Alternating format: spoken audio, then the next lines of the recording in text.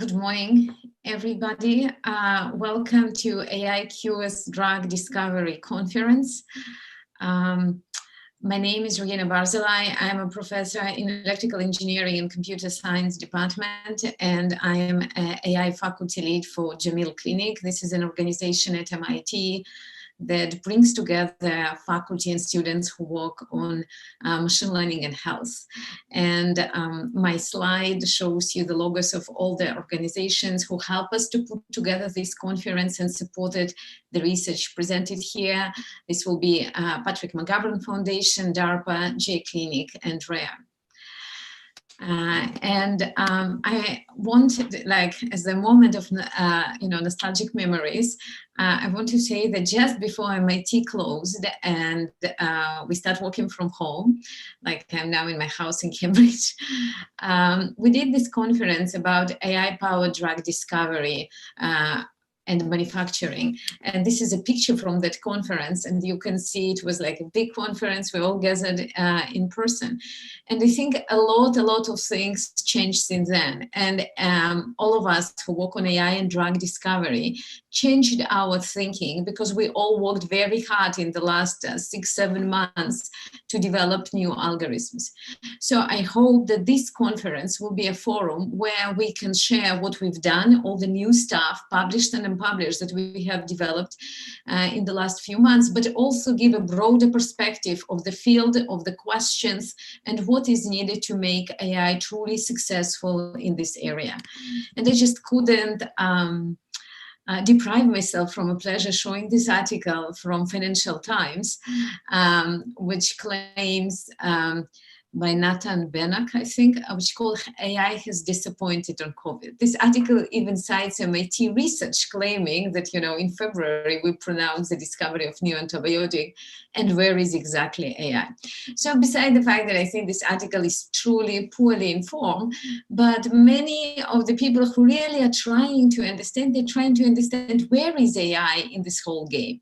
So I hope that without hype, without, being totally honest, researchers in this conference, and we selected both people from MIT and people outside from MIT who are our dear collaborators whose research we greatly respect, to show where the field is and what are the big challenges.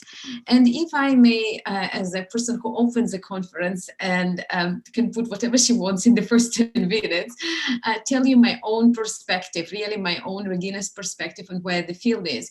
And I would say there were a lot of lessons learned, at least by us here, related to 2 points about the data and about the methods. And it totally changed our basic assumptions about drug discovery. So the first thing to say is that whatever AI you are doing, you need to have data. And many of the people whose research you will see today, for instance, need screening data for antiviral activity and other types of data. So what happened here, that this data within the last 6 months became available, and what we discovered, which was very surprising, there is significant disagreement between different screening results. And even the screening results which work on the same type of cell still provide very different readouts. And here I'm showing you the example of our analysis that's available on IQS website. There is also an independent analysis done by Pat Walters from Relay Therapeutics. He has an excellent blog entry about the ways to analyze and look at this data.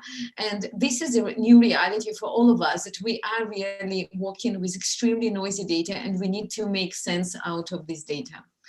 Another thing that I really would like to say a big thank you for the groups that enabled to us to do this research. And among the first groups that released their data was a French group. The first author of the paper is Frank Tourette. We are very grateful for NCATS and NIH that put a lot of relevant data online, and you will see today it's in a great use. There is a group from Germany by Ellinger who put their screening data.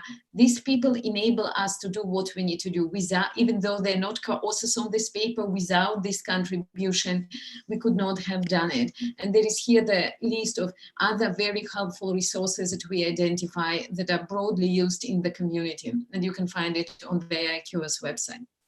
I also want to take a minute and talk about people who don't share, because I think this is one of the very important issues that we as a research community, and I know there are a lot of people from the government and philanthropic foundations which are attending this conference. So I want to share my observation. In March, we were desperately trying to find any data we could.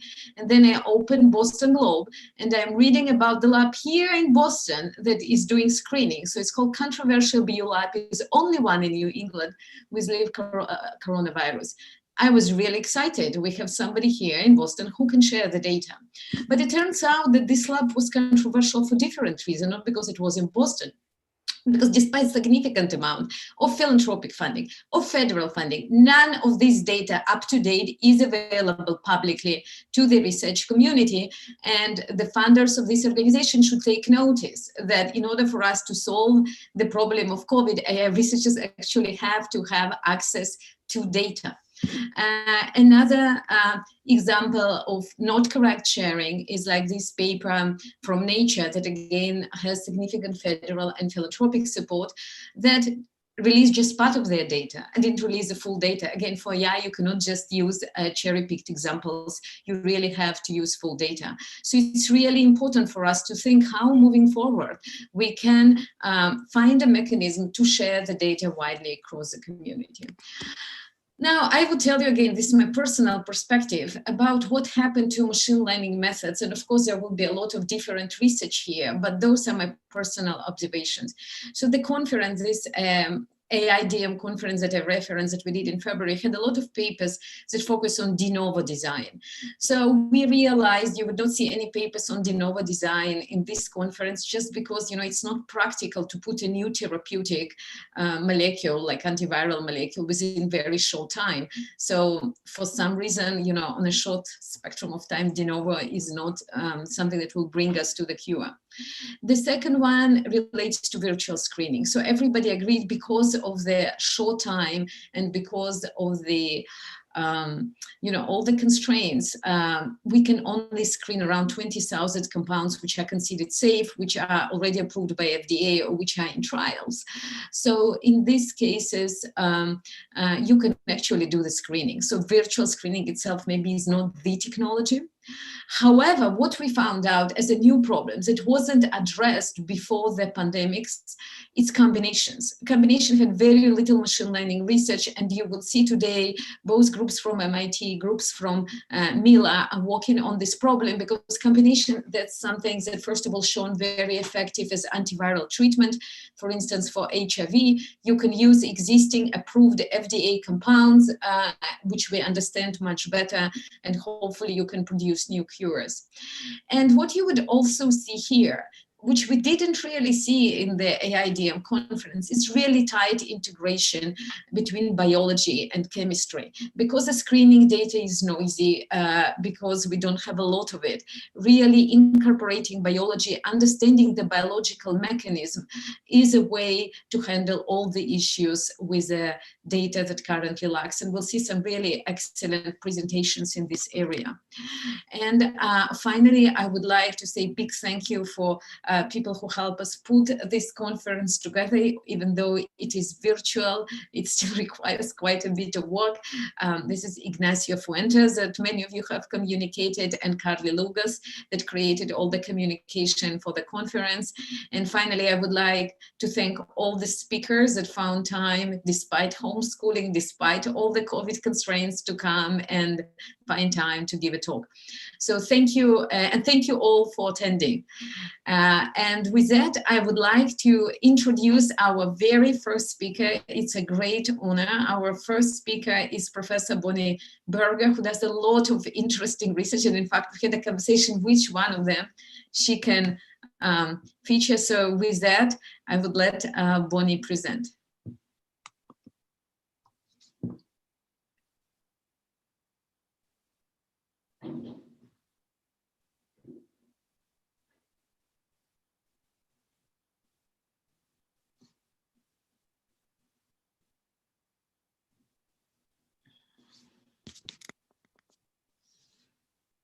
I think we cannot hear you, Bonnie.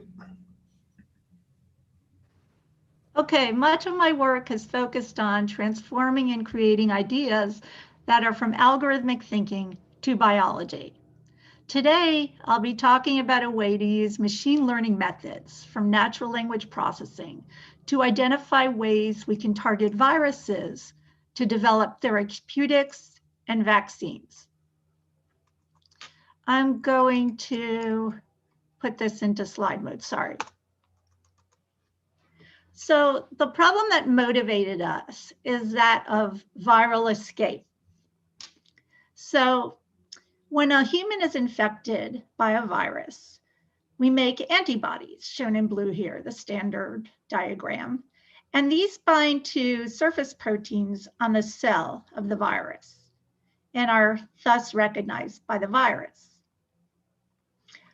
However, so what these antibodies do is they neutralize the virus or inactivate it so that it can't reproduce. Now with viral escape, what happens is viruses can mutate their surface proteins, and they do so in such a way that they're so substantially different in what we call their semantics or meaning that the antibodies no longer bind to them. And thus, they can escape the immune system, bind to host cells, and cause disease. Now, viral escape is a big problem. In fact, viral escape of influenza, and in fact, through the surface protein, hemagglutinin, of influenza, and the envelope surface protein of HIV, are both highly responsible for the fact that we don't have a universal flu vaccine, nor do we have a vaccine for HIV, both of which cause hundreds of thousands of deaths a year. Now, in the midst of this pandemic, the spike protein on the surface of SARS-CoV-2, the virus that causes COVID-19, we wonder how prone it is to viral escape and whether we should be concerned about this. And there's some evidence already that there is viral escape with this spike protein. So ideally, understanding escape and predicting escape will inform antiviral and vaccine development. And I'm more on the part on understanding escape. So our key idea is to leverage the fact or use the intuition that mutations to a protein can affect the protein in different ways. So for example, here we have our standard picture of a protein, and we're going to use language modeling that originally developed in natural language processing to be able to predict the effects of different mutations on the protein. So for intuition, let's turn to English sentences as an example. So suppose here we have the boy pats the dog. Well, one mutation to the original protein that we're going to model can simply change the protein so that it's not really too different functionally than the original protein. So this would be akin to changing the sentence to the boy pets the dog. It pretty much has exactly the same meaning. And in addition, it's still grammatical. So another mutation to the protein can completely inactivate the virus or cause it to have lack of function. For example, it could no longer fold. And in so doing, it cannot bind to the surface of the cell. And this would be akin in natural language processing to a nonsensical word being inserted into the sentence or lack of grammaticality. So the problem with this mutation, which is different than viral escape, is it affects the action of the protein. And now I'll tell you what viral escape instead does. And so I should mention that affecting the action causes the protein not to obey the biological set of rules or grammar of rules that are put in place naturally. So instead, with viral escape, what happens is the protein is changed enough from the original protein by the mutation so that it is no longer recognized by the antibody. So with the sentence, we could change it to "the boy eats the dog."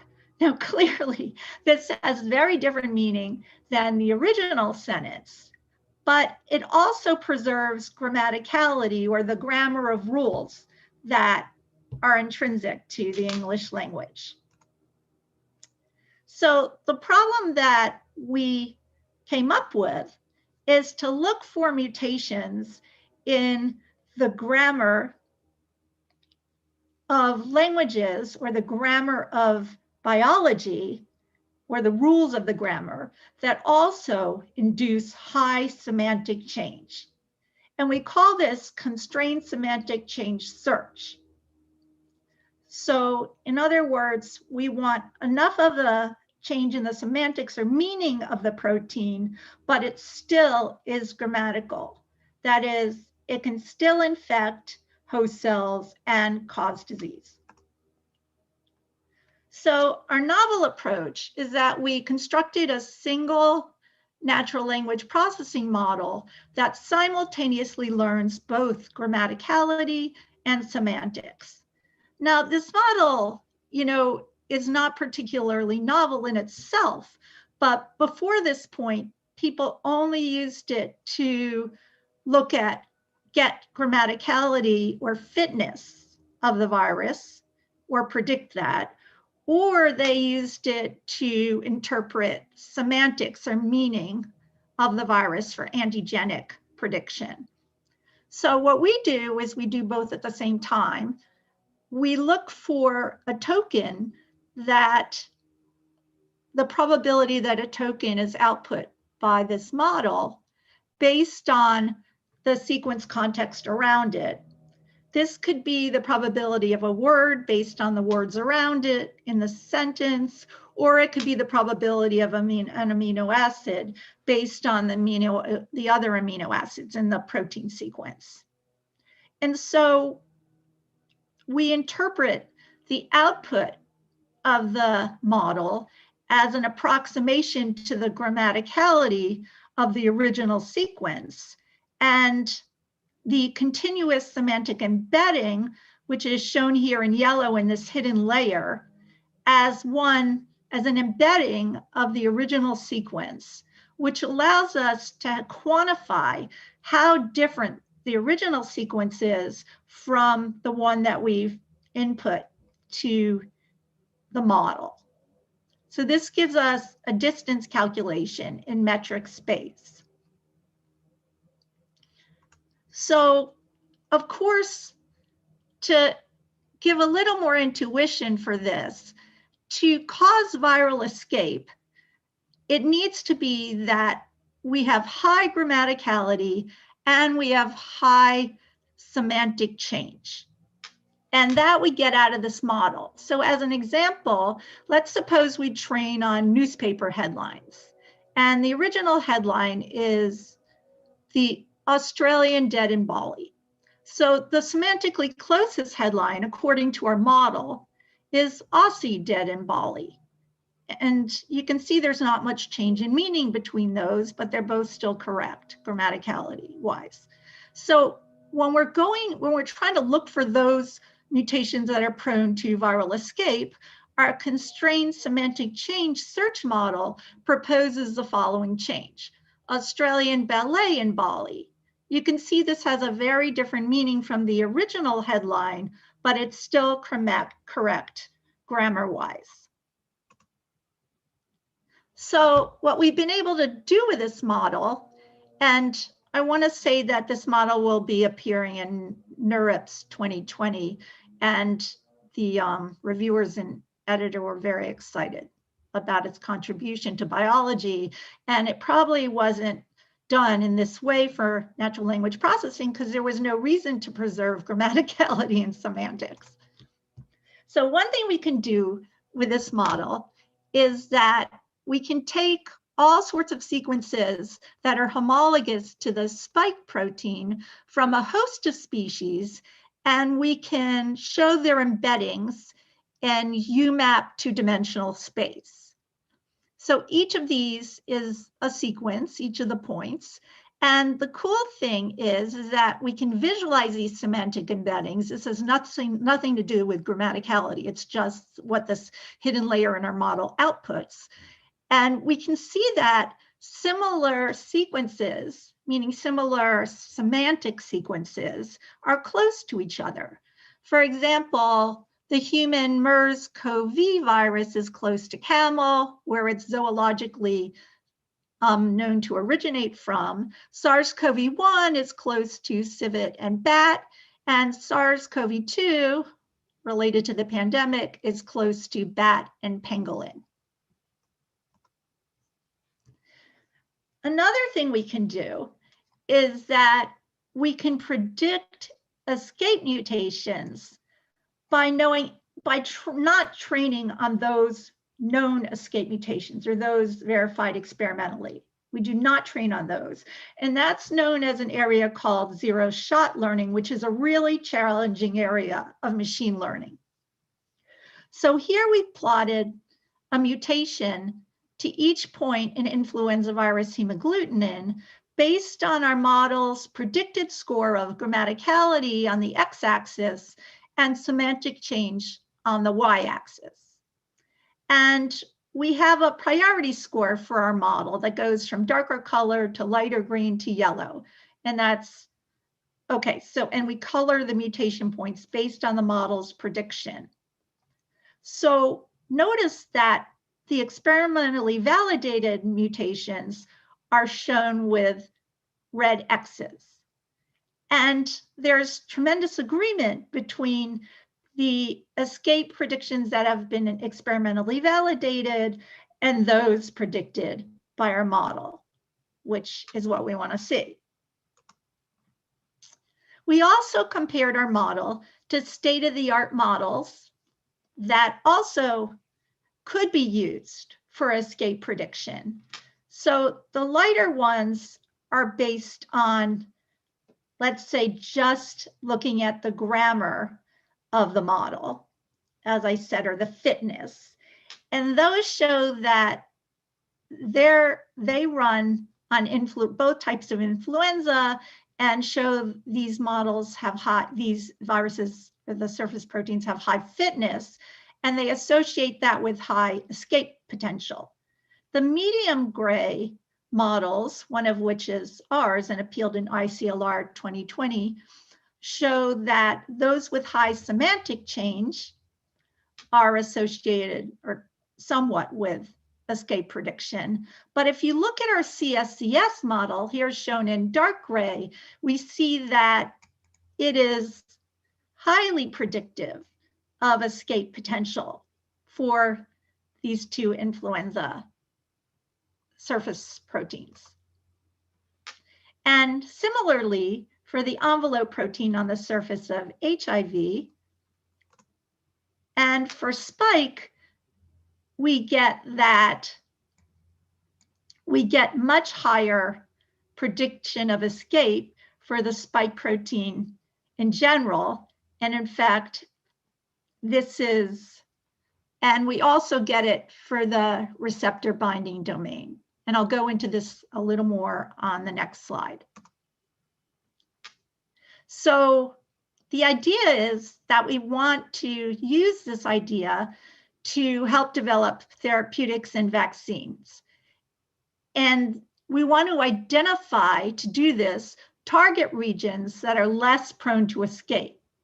And the idea is, if we target those, like people are doing to develop antivirals for flu, then maybe that will apply to all flu strains or all surface proteins on the flu, because are on influenza, because we're targeting regions that are less prone to escape, and therefore we might be able to universally target the viral proteins.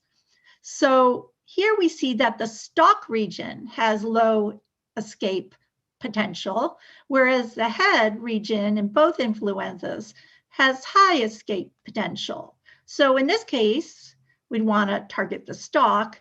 And if we look at SARS-CoV-2, the spike protein for that has escape enrichment in the receptor binding domain and escape enrichment in the N-terminal domain, but less so.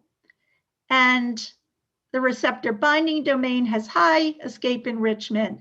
And curiously, the S2 domain, which is a protein on the surface, is high in escape depletion. So we would suggest that that is the area to target. And the red arrows show where we'd like to target. So the hope is that language modeling can shed light on those parts of a protein that are not prone to escape, and we can target them not only through what's being done for influenza in the targeting of antibodies to regions that don't vary too much, but also in a new field really exciting, called immunofocusing, where we develop vaccines such that we train the immune system to respond to those parts of the surface proteins that are known not to undergo escape. I'd like to thank my amazing team of collaborators, Brian He, who pretty much led this work, and Ellen Zhang, both students in my lab, and Brian Bryson, who is the most amazing collaborator. And I'm so glad that we get the chance to work with them. And our paper is under minor revisions at Science. So you'll likely see this published soon. If you'd like to get our software, you can get it at this site. So thank you. Thank you very much, Bonnie, for this wonderful presentation. It's really funny because I'm moving to biology and you're moving to natural language processing. I guess we're going crosswalks. At any rate, there are a number of questions that people asked about your presentation. I don't think we have time to answer to go through all of them, but I would just would you like to select the questions yourself, or should I select the questions for you? So I see Q&A here. Yeah, so there is a first question. How do you segment the virus regions to predict escape potential, for instance? Oh, how do you segment them? Well, we run on the entire viral sequence. This is the model trains only on the sequence. It knows nothing about escape potential. Or we could also segment regions, like known regions, like S2 of the spike protein, or the stalk of influenza, or even the stalk of HIV, which kind of brings me full circle because I started my work in computational biology in the early to mid 90s with Peter Kim, and we were able to predict novel coil regions where the head of the protein folded over on the tail, and then by some spring-loaded mechanism, it came off the tail, and the stalk region of the tail permeated the membrane of the viral coat. And we discovered this for lots of viral membrane fusion proteins using our coil prediction programs. Okay, let's just pick up another question. Are escape predictions the same within all SARS, MERS, CoV-2, etc.?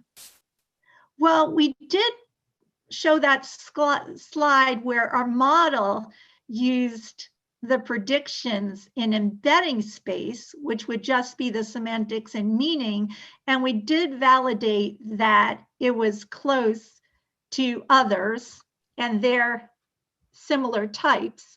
the escape predictions that we've made are that they jive with experimental findings. And in some sense, one point I want to make that I didn't make is that we can do combinatorial predictions with this model. Even though I've only talked about single point predictions, combinatorial are fine.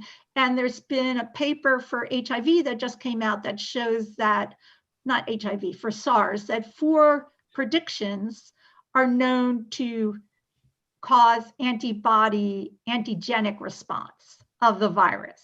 And we were able to predict all of those. And those are in our paper. And every prediction that we've made and that we say that it's correct, like the X's on that slide, have been validated experimentally. So, it's not like just some simulated thing. We actually have run on all these real data studies, the 2 of the SARS ones that have come out. Now, realize to do this, we need large corpuses. This ties into Regina's sharing. We need large corpuses of sequences and known escape patterns so that we can actually decide when we train our models on the sequences whether our predictions are correct for viral escape.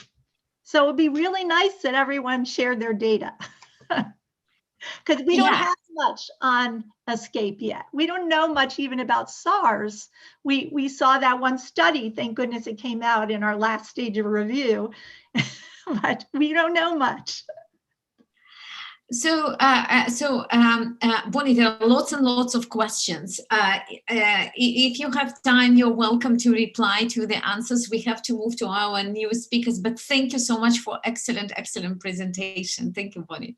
Thank you for inviting me. This has been a joy. Thank you. So, our next speaker, hopefully Ignacio can help us with showing her slide. Yeah, Caroline is here, perfect. Great. So our next speaker, which is currently located, as far as I know, in Switzerland, but she's an MIT professor in electrical engineering and computer science department, like Bonnie Berger and myself. This is Professor Caroline Uller. Caroline, it's all yours. Thank you very much, Regina, for having me here. So I'm very excited to tell you about some of our recent work. The first paper that I'll talk about is about the biological hypothesis of what links SARS-CoV-2 and aging together, which is based on work with my longtime experimental collaborator, G.V. Shivashankar, who is a faculty at ETH Zurich. And that then led to this hypothesis actually bringing it forward in a computational way to actually look at drug repurposing for SARS-CoV-2, then led to this joint paper with my amazing students and together with my experimental collaborator, Shiva. Okay, so let me start by telling you a bit more about the biological hypothesis that really guided us in the selection of data sets, etc., afterwards for the computational work. So I think we all know by now that SARS-CoV-2 pathogenicity and morbidity is, very strongly age dependent, with much more severe outcomes in the aging population. And the main or the prevailing hypothesis for this is the aging immune system, as I'm sure many of you have read and are probably also doing research on this. Now, in this recent Nature Reviews paper, we described or we proposed an alternative or an additional way of how this actually could come about, which is based on the following well-known fact that, what happens in our lungs is that they become stiffer, the tissue becomes stiffer with aging. And this is primarily due to the cells in the connective tissue that they show increased matrix deposition. And now, why is this all important? Well, we have these epithelial cells, which are some of the first cells that come in contact with the virus. And these epithelial cells, they actually change their state. When the tissue underlying it becomes stiffer, they go from an epithelial state to a more mesenchymal state. Now, again, why do I tell you all of this? Well, in Shiva's lab, in experiments, they showed that, well, if you have these cells on a more relaxed state, so they're more in the epithelial state, or if you have them on a more stiff substrate, so they're more in the mesenchymal state, so this is more like in the aging population, this is more like in the young population, these cells actually turn on very different downstream genes or gene expression programs when they are confronted with a cytokine, which is the similar signal as the viruses send out. And so the hypothesis that we have is that, well, maybe, and what we know, of course, is that the virus makes use of human cells, right, for their replication and human programs for their replication. And so the hypothesis that maybe, the virus sends out the same signal in aging and young cells. However, the downstream programs that are turned on are very different. And this could actually lead to this, very different outcome in terms of also replication of the virus inside our cells. And just to get a first, what is this hypothesis based on? Well, what we looked at is that these genes that are differentially expressed in the two different states, like whether it is on stiff substrates or on relaxed substrates. And you actually see that many of these genes that are differentially expressed here are actually, in fact, also the ones that are differentially expressed by SARS-CoV-2. Okay, so this really suggests that, if you want to find drugs for the repurposing against SARS-CoV-2, well, what is ideal or what might actually, nicely cut down the number of drugs that you're looking at is if you look at drugs that intersect or that target proteins that intersect the SARS-CoV-2 pathway as well as the aging pathway. And so this is really what motivated us to, choose the data sets we chose for the downstream analysis in terms of drug repurposing. So let me get to that. So, now, of course, based on this hypothesis, what we do is we take, and this is the amazing thing that Regina mentioned, we have to build on the data that just comes out, right? So here we were lucky that gene expression data just came out of SARS-CoV-2 infection in a couple of different cell types. So in particular in these lung cancer cell lines, these A549 cells, which are the ones that we're using here. And so what you can then find or identify are the genes that are differentially expressed with SARS-CoV-2. And you can do the same to find differentially expressed genes with aging. Okay, so there are large data sets for that, right? And for example, in the GTEx database. So now you can intersect these to actually find genes that are in the intersection of the two pathways. And so these are these genes here that we then looked at a little bit more in detail. And you see, and this is quite remarkable, right, that you see that in these genes at the intersection, they are either both upregulated with SARS-CoV-2 or aging or both downregulated. And there are very few that show, a different kind of regulation. Again, hinting at the fact that there's really strong interactions between SARS-CoV-2 pathways and aging pathways. Okay, so this is all just at the gene level, right? So now we really want to identify the signature of SARS-CoV-2 infection and aging, and not just, which genes are differentially expressed, but actually what is the signature, what is the effect of this infection. And again, looking at the same data sets, they actually have multiple different data sets in there, different kinds of batches, different kinds of amount of infections, so different MOIs of the SARS-CoV-2 virus. And so looking at this, you can identify the direction or the signature of the disease. So this would be, here we're showing it in a particular embedding, but you can identify the signature of the disease that goes from normal cells to infected cells for different MOI values or with or without the addition of this ACE2 supplement, which we all know is quite critical for SARS-CoV-2 infection. And you see here that what is nice is actually that this is quite robust among all these different data sets, that actually the signature is basically always pointing in the same direction. So this is how we identify the signature of SARS-CoV-2. Now, in terms of drug repurposing, well, a standard approach to what you want to do in order to prioritize drugs is you want to find drugs that point the other direction, right? So that you can revert the effect of the disease. And this is a pretty standard way of doing it, and I'll show you how we innovate this on the next slide. But basically, maybe first telling you about the data sets that we're using. So here is this is an amazing resource from the Broad Institute, which is a CMAP data set, which has millions of samples and thousands of different perturbations. In particular, they have 800 FDA-approved drugs, which are the ones that we used. And these were applied to many different cell types. So here the colors actually represent different cell types. And in particular, one of the cell types that is studied in this data set is this A549 cell line. So that's one of these cell types. And so now in the simplest analysis, what one would do is just, hey, we look at the effect of each drug in the cell type, we look at the effect of the disease, and we want them to be anti-correlated, right, as much as possible. So that's what we're showing here. So you want a drug that points kind of in the reverse direction of the disease signature. Okay, now, of course, in the body, we don't care about A549 cells, right? These are cancer cell lines. We care about the effect of these drugs on infected, normal epithelial cells, right? And these are not in the data set. So what you really need is somehow to figure out the signature of a drug that generalizes to different kinds of cell types, right? And in particular, the cell types that we care about. Also, if we just would use A549 cells, we're throwing away all this other data, right? And not all drugs have been applied to A549 cell lines. So you really want something where you can use all of the data together to actually look at as many of these FDA-approved drugs as possible. Okay, so how do we do this? How do we actually figure out the effect of a drug in a way that is generalizable across many different cell types?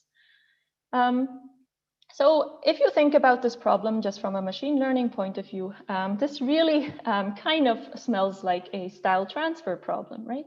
So what we have here, we have different cell types, and we have cell types where we know the effect of a drug, which would be here.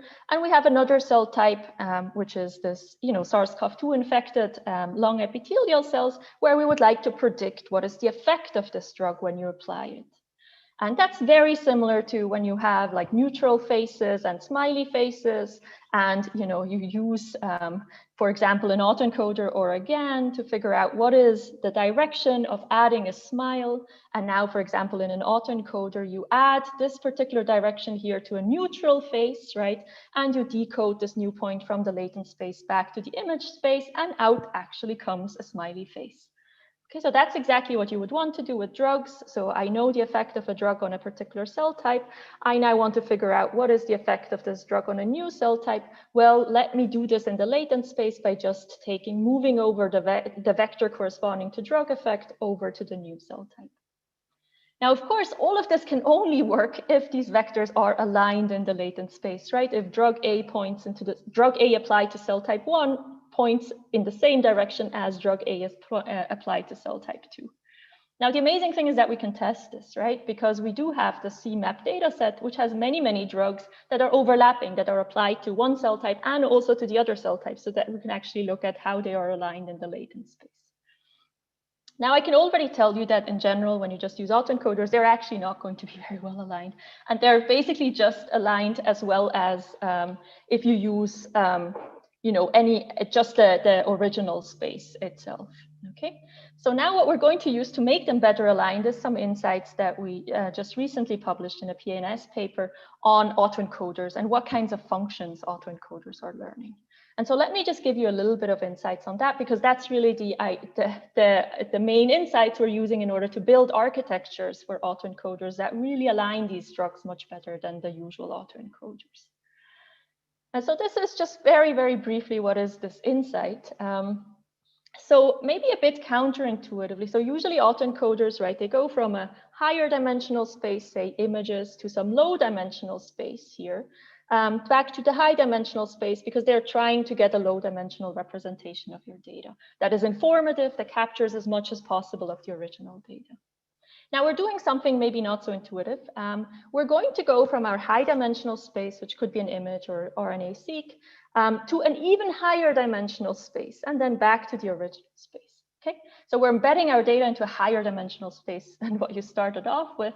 Now, this is not usually done because it was believed, right, that this, it's obvious that this autoencoder could represent just the identity function.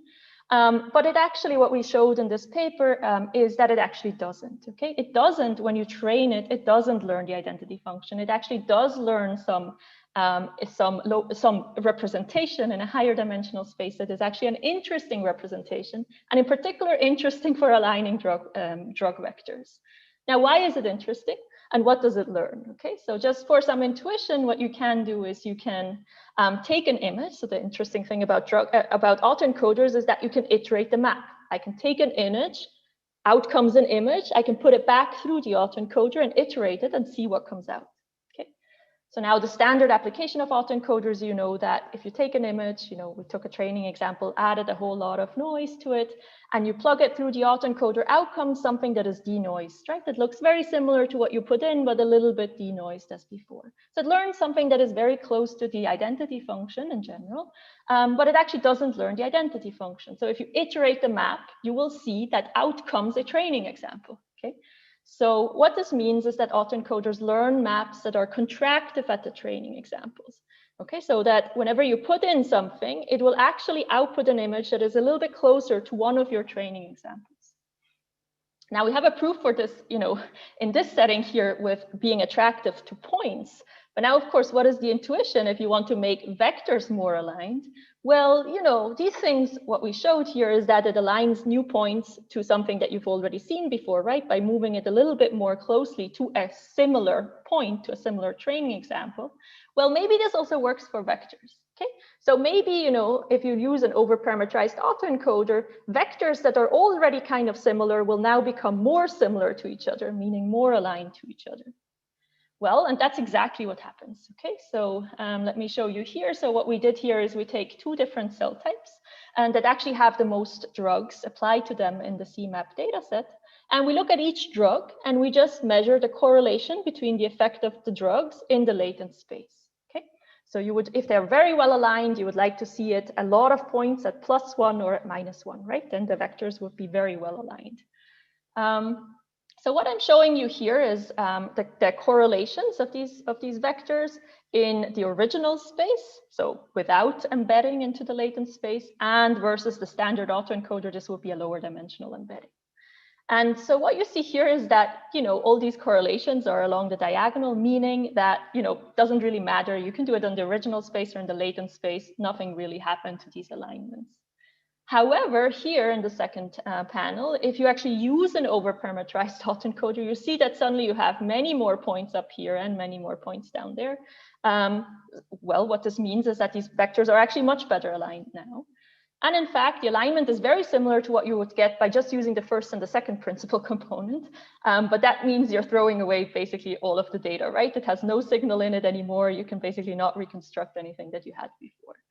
So these overparameterized autoencoders, they actually align the drug effects, and you know, they do this by not throwing away any of the data, right? You actually get perfect reconstruction in the end because it is overparameterized. So that's quite nice. So now through this, of course, we can now identify the drug signature, right? So this, if we go back to this little picture, that allows us to now use all of the data together in order to identify the effect of a drug, which we will now correlate or anti-correlate with the effect of the disease, right? And so in that way, you can prioritize drugs. And what is quite interesting here, this is what I'm showing you here, is that you don't get just a random list of drugs, but you actually get basically two classes of drugs, these serine threonine kinases and these tyrosine receptor kinases. That, you know, I won't go into in more detail, but let me just show you. We also looked a little bit at the mechanisms of how these drugs actually work. So these drugs that were found actually have quite a few targets. So you really want to maybe look at, you know, what are the targets that are maybe the most important, so that then we could also use drugs that were not in the original CMAP data set that are more specific to these particular targets that we actually identify. Okay, so you have a list of drugs, you have a list of targets. So how do we do this? Well, this is, again, a more standard approach, how people do this to prioritize drugs. And then I'll again tell you how we extend this.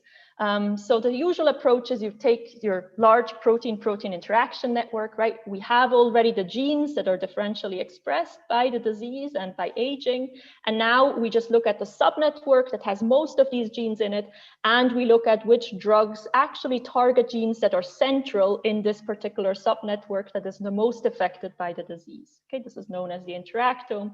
And we're looking at the drugs that actually target nodes in this interactome. Now, I would argue that, you know, this protein-protein interaction network is undirected, right? I would argue that just being central in such a network doesn't really mean anything. In particular, you know, you care about the directions, right? I want to target a drug a protein that has a lot of outgoing edges, in particular outgoing edges to genes that are differentially expressed by the disease, so that it can actually have an effect on these genes or these proteins.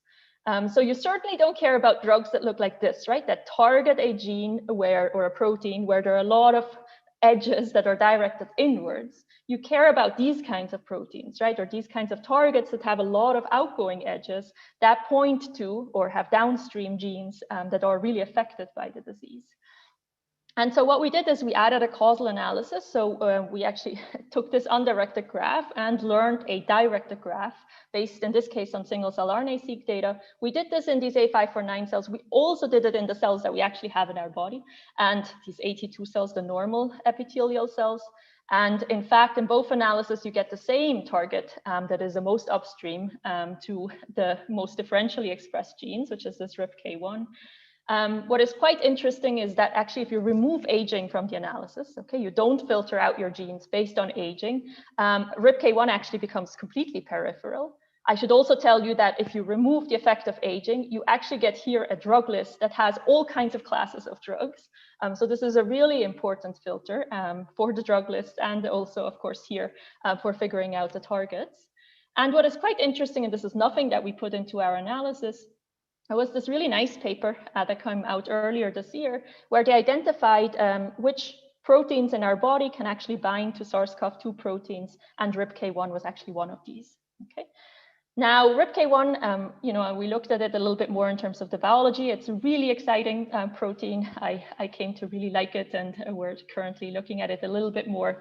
And of course, this requires experimental validations now, which is things that we're right now doing.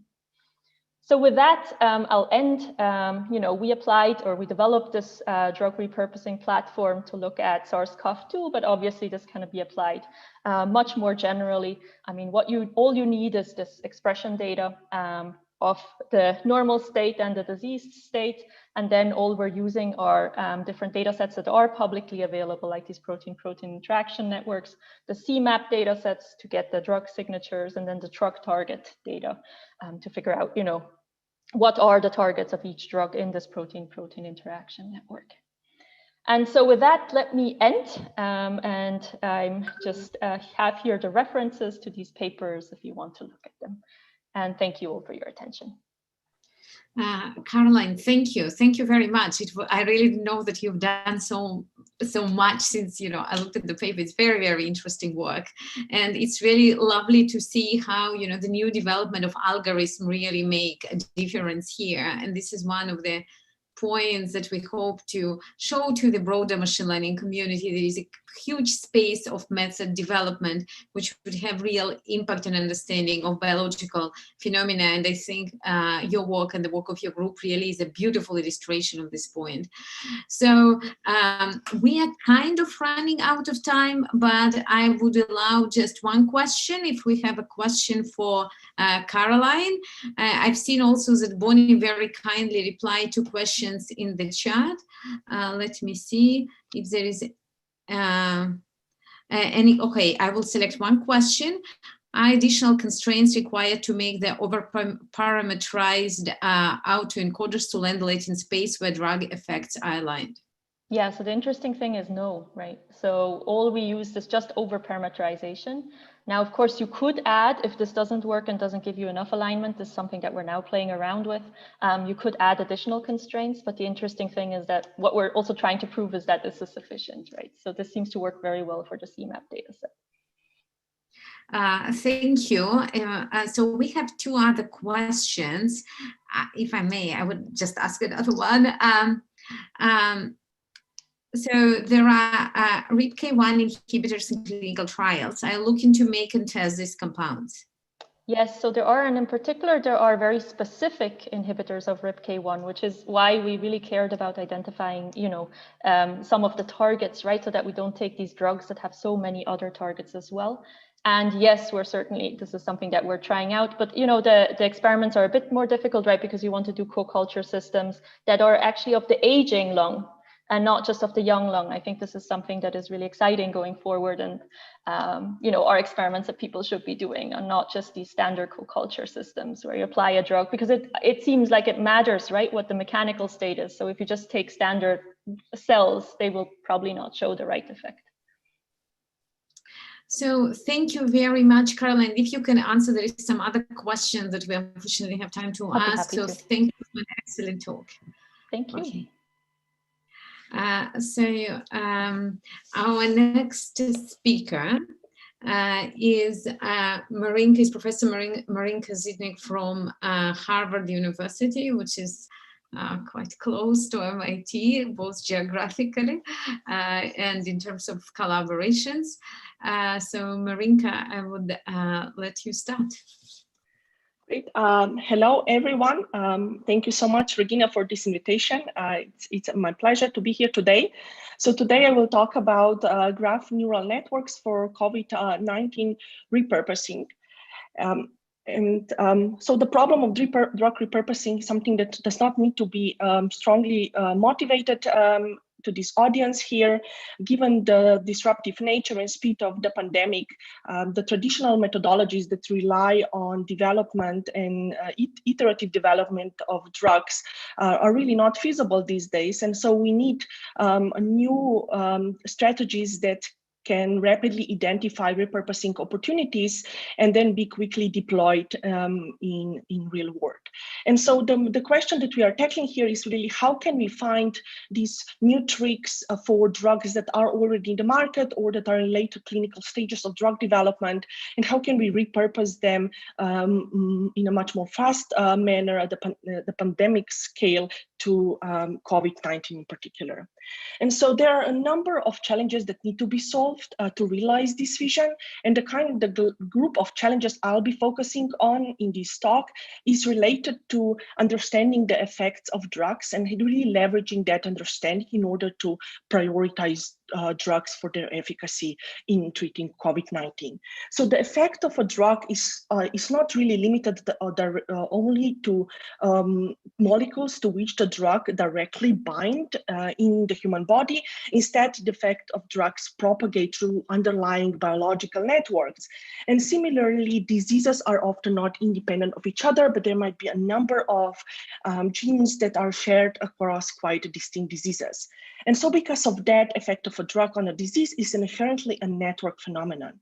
So my group was very excited to try to leverage this understanding in order to contribute to the response to the pandemic. So in today's talk, I will outline a journey that we started on March 23rd. The journey is still ongoing. And that journey was really about rapidly deploying our toolbox of AI algorithms in order to identify repurposing opportunities, and then also experimentally screen and verify them and also deploy them in practice. And so all the results that I'll be describing, the methodology, as well as data sets, including experimental readouts and confirmatory studies of predicted drugs, are available online. The preprint of the paper can be found on arXiv. We also have all the data available from our lab website. So one of the main challenges for making predictions related to COVID-19 is that this is really a never before seen disease. And so what that means in the context of machine learning is really that we need to think about how to make predictions in the zero-shot learning setting, how to make predictions for COVID-19, which is a disease for which no good treatments exist yet. At least they have not in the beginning of March when we started working on the project. So at the very high level, we can think of this question as having a large bipartite graph. We have drugs on the left. Those are drugs that are approved on the US market, drugs that are in late stages of clinical trial development. And on the right, we have a large number of diseases. So we want to take many diseases into account when modeling these problems, because we know that there is lots of information that we can borrow and share across diseases. So really, in this bipartite graph, edges connecting drugs to diseases indicate known treatment or approval information, also known as indication. The question then becomes, how can we predict what drugs will treat COVID-19? So how can we establish these new links between drugs and COVID-19, given that there are no existing links between any drugs and COVID-19 disease yet? So that was the question that we were tackling. And the first, to answer this question, the first step towards that is to think about how can we really represent COVID-19 from computational standpoint. So how can we computationally operationalize it using the networks paradigm? And so for that, we relied on an amazing effort done at UCSF by Gordon et al. And others that have identify around 300 SARS-CoV-2 targets. And so what we did was we mapped SARS-CoV-2 targets onto the human interactome to identify, well, what are the human proteins that are targeted by the viral proteins. And in doing so, what we get a network neighborhood of the human interactome, of the human protein-protein interaction network, to which viral proteins bind, and they are perturbed by SARS-CoV-2. And so that gives rise to a COVID-19 disease module or COVID-19 subgraph of the interactome. So how does that subgraph look like? So COVID-19 subgraph is then defined, or COVID-19 disease module is then defined as a set of human proteins that are targeted by SARS-CoV-2. And on the left part of the slide, I'm showing the largest connected component of the human protein interaction network of COVID-19 disease module. We were looking at what is the structure of that module and whether are genes that are in this module, whether they are expressed in certain tissues that are affected by COVID-19, and indeed that is the case. And we looked at a variety of different tissues using data from GTEx and others. And so here on the right part of the slide, you can see how the largest connected component is of COVID-19 module is then expressed both in lung interactome that consists of lung-specific protein-protein interaction network, as well as full human interaction network. An interesting point here to make is that it is interesting to see that this that COVID-19 module is somewhat localized. So it really forms this largest connected component. It's not the case that human proteins targeted by the virus are just randomly distributed throughout the underlying network, but they're really localized in a particular region of PPI network. That's why we see this largest connected component, which is much, much larger than you would than what would be expected in random cases. And so this is really the key insight that we have leveraged when developing the ML models, this insight of subgraphs that allow us to approach the problem of drug repurposing in the following way. So we think of having a large underlying human interaction network, which is shown in this slide in the form of the white nodes and black edges. So nodes represent human proteins, edges indicate a physical protein interaction network. And we overlay that network with a large number of disease and drug subgraphs. Disease subgraphs are defined as subgraphs of the PPI network defined on disease-associated proteins. One of those subgraphs is COVID-19 subgraph that we have just seen. Drug subgraphs are defined by rich protein networks defined by drug targets. And so in pharmacological sciences, there is this common notion that a drug is likely to treat a disease and if it is close to the disease in some pharmacological space. However, that is a very abstract notion, and we were wondering how can we computationally operationalize it. And so the idea was let's use the power of the paradigm of embeddings to measure closeness in the pharmacological space by really measuring closeness between these drug and disease subgraphs and leverage that for prediction. So why are subgraphs challenging to model from ML standpoint? So here really means that we need to move beyond classic graph machine learning prediction tasks that are mostly concerned with predicting properties of individual nodes or predicting links between nodes. We need to do here prediction over structures of varying sizes, because disease and drug subgraphs can be of varying size. They do not necessarily represent some notion of K-hop neighborhoods. And each particular subgraph might actually consist of multiple components that are far away from each other. They have rich connectivity structure, and it's important to take into account the internal structure of disease and drug subgraphs, as well as their border structure and where exactly in the interactome they are positioned. And finally, what is really important is to think about whether those subgraphs are localized within a region of a protein interaction network, as I have shown before for COVID-19 module, or they might be distributed across multiple neighborhoods.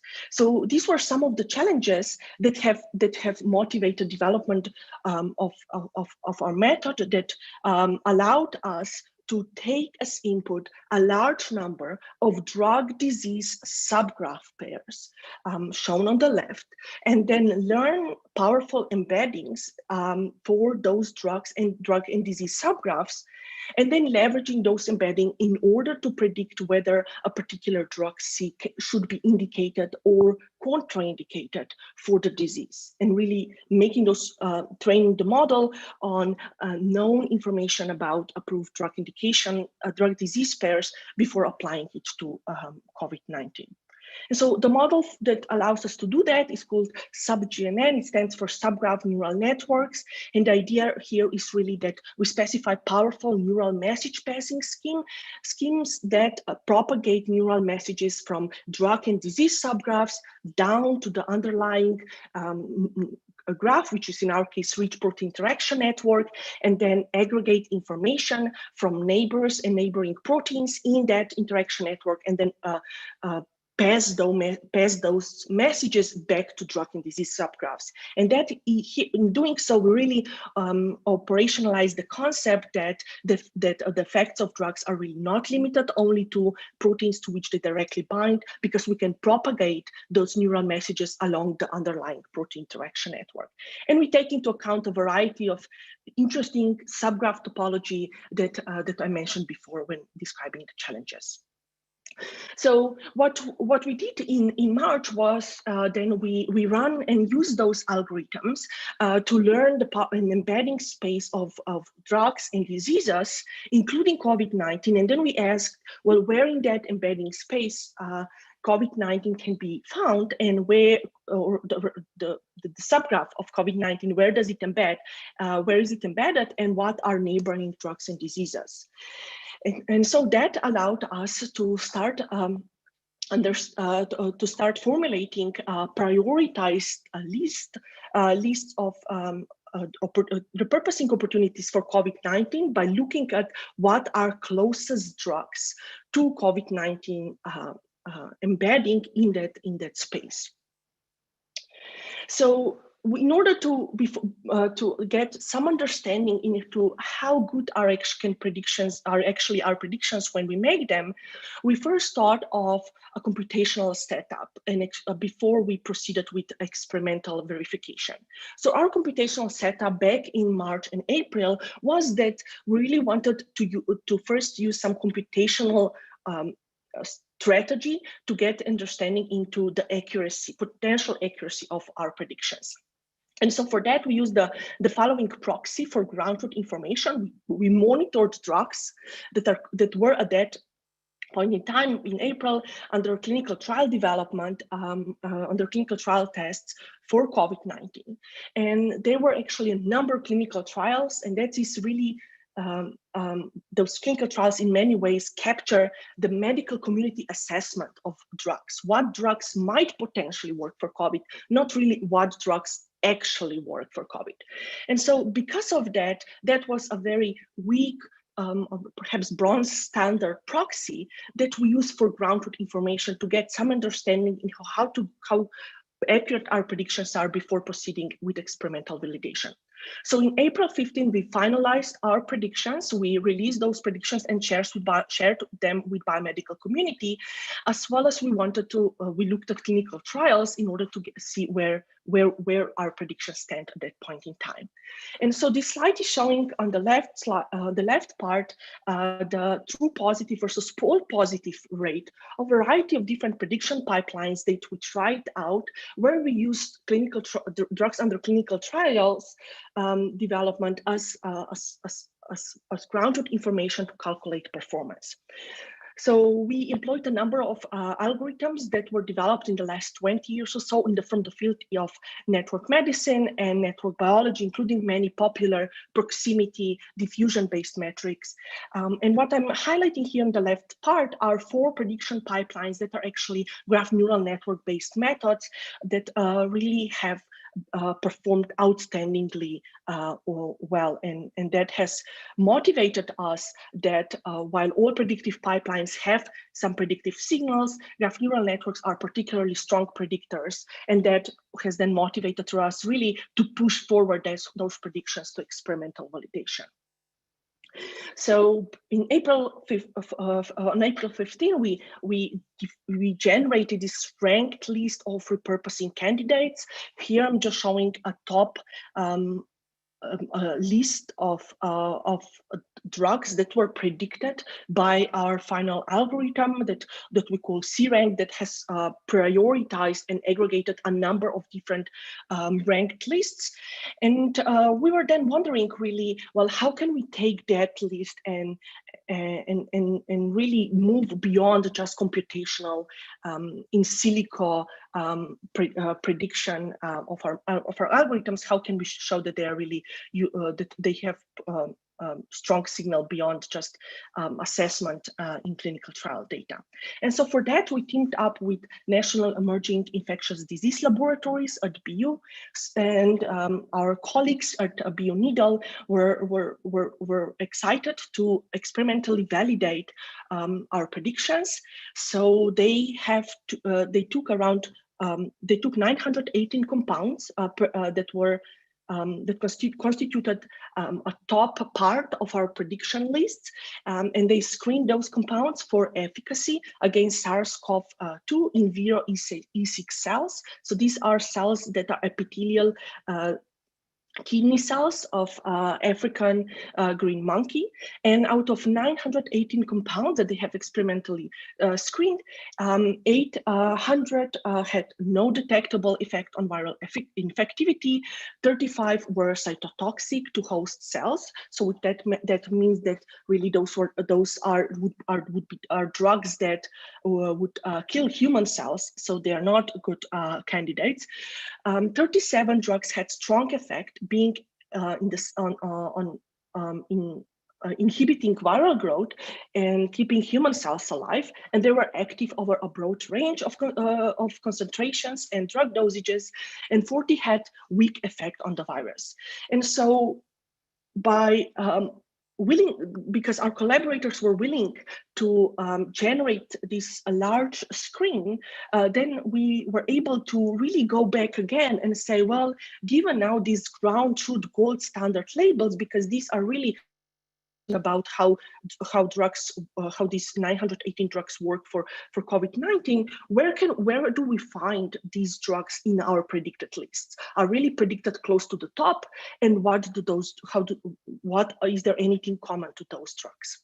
So one of our key findings was that if we look at strong effect drugs and weak effect drugs, so those drugs that have inhibited viral growth and at the same time ensure that human host cells were alive, 76 out of 77 drugs that we have successfully predicted and that also have been experimentally validated, we realized that they do not bind to proteins that directly bind to proteins that are targeted by the virus. So what does that mean? That means that these drugs really rely on network-based actions. We could not find those drugs if we would be using more classic drug repurposing strategies based on, for example, docking methodology that would simply prioritize drugs based on the direct sharing of drug targets and viral host proteins targeted by the virus. And so we call this a set of drugs, we call them network drugs that really rely on the notion of network effects in order to make to be effective for COVID-19. So going to this exercise between March actually, and June, end of June, beginning of July, where we have rapidly deployed our ML algorithms and then really also see how they can inform and guide experimental validations and successfully validate predictions. There are a number of machine learning lessons that that I have learned about. And so I would like to just share two important lessons here with you. So first is that domain scientists, in our case, those were biologists, virologists, and medical doctors, we really found out that they need to have mechanisms. We need to give them mechanisms to interact with AI systems so that they can get understanding into what are the part of the data that ML algorithms are making decisions based on, and those domain experts also need to be able to provide feedback for the machine learning loop that would need to be integrated back in the model. So it's really, it's not sustainable to be simply sharing and sending CSV tables back and forth between computer scientists and biologists and virologists. We are really now thinking and developing these systems that not only generate predictions, but also provide explanations that turned out to be very useful for design of downstream experiments. And second point, is that generalizing to new diseases, generalizing to diseases that were never seen before is extremely challenging. And so many drug repurposing opportunities exist in the literature. If you read papers, you might find that many papers report extremely high performance metrics and high AUC scores, high precision recall scores on a variety of benchmark data sets. However, most of that accuracy does not really translate to real world cases when these models are tasked with making new predictions. And the primary reason for that is that many of these algorithms often rely on the fact that there is already a particular drug that exists for a given disease. And so they are doing simply guilty by association type of predictions, which of course completely fails when we are tasked with new diseases. And those are really uninteresting, important, challenging questions where AI can help a lot. Okay, so I will stop here. Marinka, thank you very much. Yes. I didn't want to interrupt. We're really running out of time now. So Marinka, thank you for an excellent talk, a lot of thought-provoking questions. So because we're late by 13 minutes and I'm trying to keep it on schedule, if I may ask you to answer those questions in the chat. But at this point, I would move to our next presenter who will start a new session. And again, thank you very much, Marinka. Thank you. So our next presenter is Professor Rafael Gomez-Bombarelli from MIT. He's one of our star young faculty who comes from materials, and he does a lot of very innovative work in the space of drug and material design. And we asked him to give a short perspective of how he views this specific area after COVID before he introduces the speakers. So Rafa. Thanks, Regina, for having me and for the opportunity to give a high-level view, slightly from the outside, right? I'm not exactly a CS algorithm person. I'm not exactly, working with drugs myself, but I'm definitely very interested in optimizing molecules. And I think, Tommy and I, Professor Jacola and myself, sort of chatted a little bit behind the scenes about this. And, if you agree with what I'm saying, then that's because we chatted and I'm channeling him. And if you don't, then that's fully on me. But I think, from where I stand, we've seen this amazing marriage, right? This has been going on for about, 5-6 years, that we saw these deep learning tools taking some tasks in drug discovery by storm. And at a high level, this is, I think, a combination of having these very hard problems that are exciting to CS, to sort of people that want to develop algorithms that solve hard problems, and enough structured data and, you know, good standards in structuring and sharing data. And as Regina said, right, this is something that can always be done better. That enables, right, having these common benchmarks that have moved the field forward so much in algorithm development in general, in AI. And at the same time, there is this very long history of statistical work and, you know, what we've typically called cheminformatics, of applying statistical methods to chemical space and design, which have resulted in this, you know, increase in, I think, and again, the consortium and the AI Cures effort are excellent examples of sort of these nucleation points to bring the community together that speaks these multiple languages.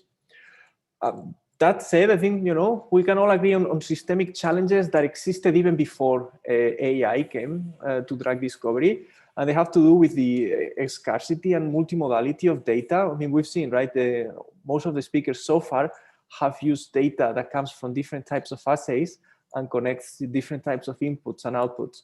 So even though we're all trying to sort of find drugs that cure diseases, all these mechanisms interconnect in complicated ways that are not clear, you know, necessarily how to connect.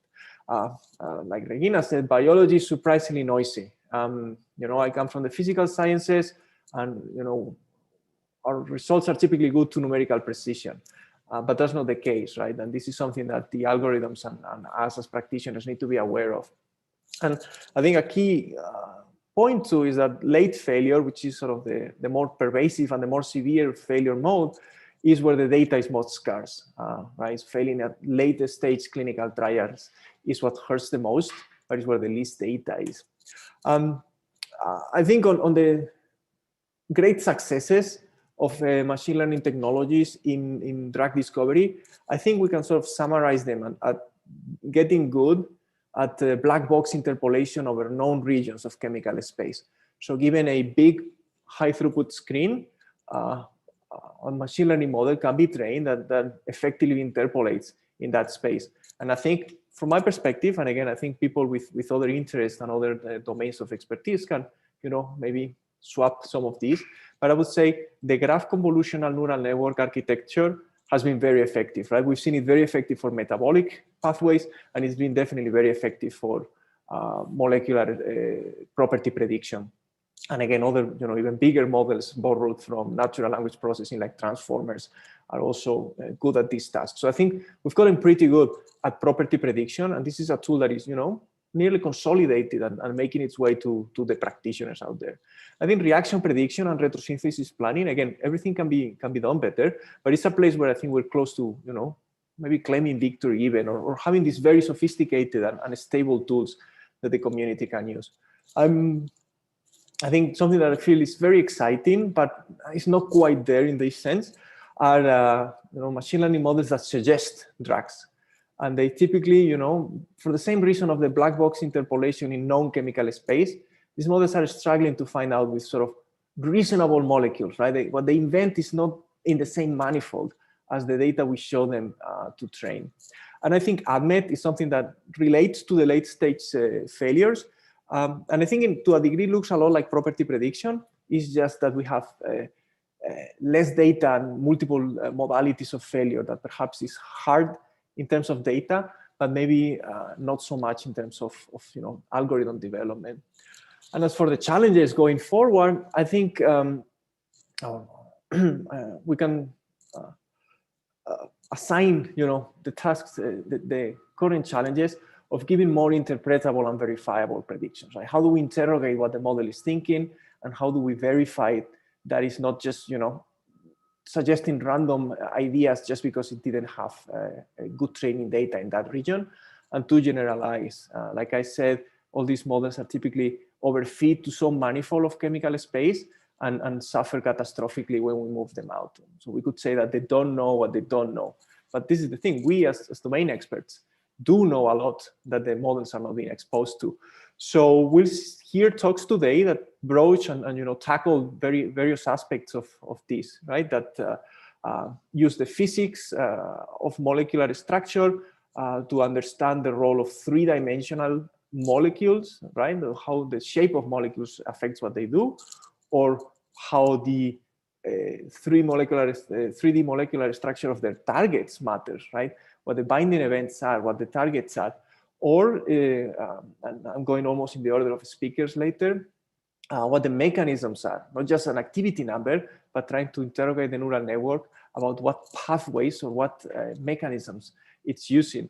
And on a sort of parallel note, thinking about what domain knowledge we can include explicitly, right, or in form of rule-based or mechanistic information, such that we can have mechanistic middle layers in machine learning that don't need to be a black box for all the parts of the learning process. And this could be things, you know, we've heard today about biological networks. So again, embedding that structure and that pre-existing knowledge into the property prediction task. Same thing for synergistic drug combinations, right? The key in drug combinations is that they pincer networks such that they act on you know, two bottlenecks at the same time, right? So they don't need to be two of the same. They need to be two synergistic choices, which by definition requires some mechanistic information. And last but not least, something that I think is starting to get there as a fix for these generative models inventing hard to make molecules is taking our steps in the grammar of chemical reactions that you would do in the lab, such that the models don't invent molecules, they invent synthetic recipes whose outcome will have a certain property. And, you know, I'm happy to take questions in the chat if people want, but I think from our perspective, and I think summarizing our speakers that are coming up, these are maybe some interesting challenges. Thanks, Regina. Thank you. Thank you very much. And please feel free to ask Rafa questions about it. And we will hear shortly Rafa presenting his own talk. So hopefully we'll have a chance. And I would like to ask all the speakers that are coming to the next session, please try to stay within your time limit so that we don't stand here until Friday night. Okay, thank you very much. So the next speaker here is my own student, Wengong Jin, and he will present work that he did on drug combinations. So Wengong.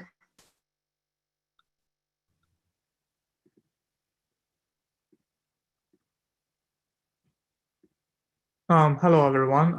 My name is Wengong. Today I will talk about my recent work on developing predictive models for searching COVID-19 drug combinations. So drug combination has been developed for many different diseases. And for example, in HIV, HIV therapies are primarily now centered around multiple drug combinations involving multiple drugs, targeting different, with different mechanism of actions. So our goal is to build models to predict effective drug combinations for SARS-CoV-2. And recently, UNCAT has released 2 different screens for drug combinations with labeled drug combination synergy data. It has around 160 drug pairs in total. So the challenge here is how to model, how to learn to predict the synergism of drug combinations with limited training data. So graph convolutional networks are powerful tools for drug discovery. Now it has been de facto models for molecular property prediction. For example, if we want to predict the antiviral activity of the compounds, you can just train these graph convolutional models to learn these disease-specific fingerprints to predict the antiviral activity. However, the graph convolution models are very data hungry. It will have a poor generalization if you only train it on, for example, these 160 drug combinations, right? So this applies to every model, every deep learning model, and graph convolution is no exception. But there are some sort of inductive biases that we can leverage here to improve the model generalization under this data limited regime. So we know that drugs are, they typically interact at the biological level. For example, the crucial information would be like what's the mechanism of action for these drugs, like what biological targets it binds or what pathways that it interacts with. So we will want to, we want to add these additional information to the model so that it can learn how to reason about biology or what biological targets that these drugs are interacting with. So, so the question here is what makes a drug combination effective, right? If you think about it, or if you look at these HIV antiviral drug combinations, you will see that first, each drug in the combination should be potent, right? Each individual drug should be able to deliver some level of antiviral effect, even though it may not be strong enough, but at least there should be some signal. And this motivates us to sort of incorporate the single agent antiviral screen in the model training. And I will talk about later how this would be integrated with the drug combination synergy prediction. But also more importantly is sort of this intuition that synergistic drug combinations may have like complementary mechanism of actions. For example, like some of the HIV drug combinations, one of them target, say, the viral protease, and the other drug in the combination targets, say, the viral entry protein. For example, in that case, will be CCR4 or I forgot the other name of the drug of the target, but basically try to inhibit the target that the virus leverages to enter the cell. So this motivates us to incorporate this additional biological information of drug target interaction. So we want to model what targets that each drug interacts with. And there are two types of targets. One is the viral proteins like viral protease, or in this case will be, for example, SARS-CoV-2, the 3CL protease, or we have the host protein that the virus leverages to enter the cell. Like in this case will be ACE2, and we want to find drugs that inhibit ACE2. And also recently there's a well-received paper from UCSF, which identified around 300 targets that interacts with the SARS-CoV-2 protein. So we want to incorporate this information to the model when we reason about drug combination synergy. So to be more specific, we propose a simple yet effective approach by decomposing the graph convolutional model into two components. So the first part of the model, it's responsible for learning drug target interaction. And the output of this drug target interaction module would be we call drug target interaction vector. It will be a list of binary variables. Each represents whether this drug inhibits or activates, whether it inhibits these biological targets. For example, here the first entry could represent the 3CL protease, or the second one could be representing the ACE2, and so on. So in total, we have 2 viral protease and 1 viral entry target, and also around 33 host proteins that identified by this Gordon identified by UCSF paper, and we incorporate them into the drug target interaction module. And the second module is this target disease association module. Basically, it assigns the importance of each biological target with respect to the SARS-CoV-2 antiviral activity. Basically, if this gets a high weight, that means inhibiting this will be very important for this antiviral activity. And of course, the original UCSF paper identified much more biological targets. They have around 335 host proteins, but unfortunately, we only have 33 of them that have drug-target interaction data in, for example, a Campbell database. So this means that given that there are a lot of information that will be missing in this drug-target interaction vector. And this will definitely limit the model's performance. So we propose a simple technique by extending this drug-target interaction vector with additional latent targets to account for this missing biological information. So basically, these latent targets are free parameters learned by the model that is adjusted through the single agent antiviral activity assay, antiviral activity data. These are, at this point, these will not carry specific, will not correspond to any specific biological targets, but we will show it later that these latent targets are found to be associated with some biological targets that are actually relevant for SARS-CoV-2. So to train the model, we will leverage, we will train each of the model jointly through 3 objectives. The first one is this drug-target interaction loss.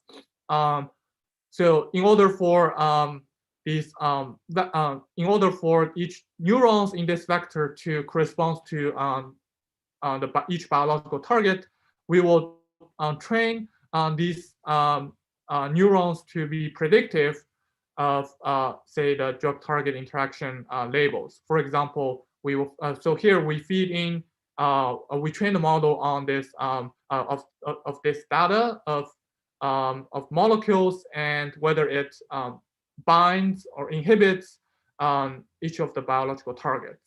And this can be just a simple cross-entropy loss. And these data are collected from various sources. For the viral protease, it is collected from UNCATS, and for others are collected from a Campbell database. The second module we need to train is the target disease association module, right? So here to sort of assign the importance weight of each biological target, we train the model on the antiviral, a single agent antiviral assay. So this is from UNCATS, which contains around 8,000 compounds with their labeled activity against SARS-CoV-2. So the whole model is trained on the single agent activity data, which allows us to fine-tune these latent targets so that it will carry relevant information rather than just totally being free. Now, lastly, we have this drug combination loss, which is the center of the model. This is the main goal of our approach, right? To predict what's the synergistic effect of the given drug combination. So here, the input to the model, now instead of being a single drug, now we have 2 drugs, and in principle, it can be extended to multiple drugs as well. So just for simplicity, let's look at here just 2 drugs as input, and we feed them to the drug target interaction module, which will give you 2 vectors, each representing what are the targets that this drug interacts with. So now, if you look at this drug target interaction vector for each drug, we need to aggregate them in order to capture how they, what's the aggregated effect over this set of biological targets. So we adopt this famous Bliss independence assumption by taking the sum of the, so basically what we do is we take the sum of these 2 vectors and minus by subtracted by the multiplication of these two vectors. So basically, this assumes that if one drug interacts with this target, then the combination will be interacting with this target.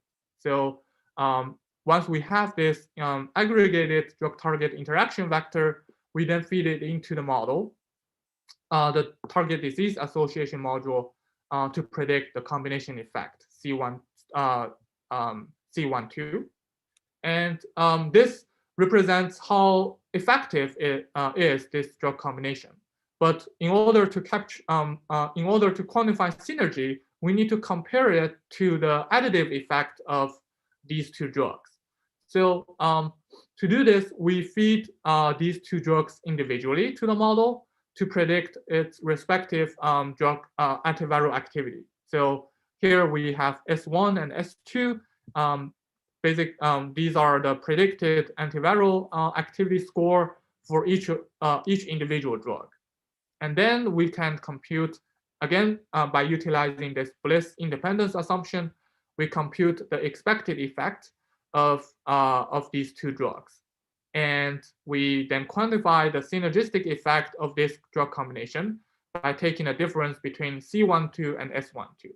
So the main difference between these two quantities is this aggregated vector, right? So when you feed these two drugs individually, there is no interaction in terms of the biological targets. While when we predict the combination effect, we have this drug target. We have this aggregation of the two drug target interaction vectors. So we have a quick a summary of our results. So our training data is comprised of three types of data. First is the drug combination assay, and the second one is the single agent activity assay, both from UNCATS, and we also have drug target interaction data, around 20,000 of them, compiled from Campbell. So the validation set is a tiny set that conducted by this Nature paper from the Reframe group. Basically, they have around 20 combinations, which all involved remdesivir. And the test set is comprised of this drug combination screen from UNC. They have around 70 drug combinations with labeled synergy or antagonism.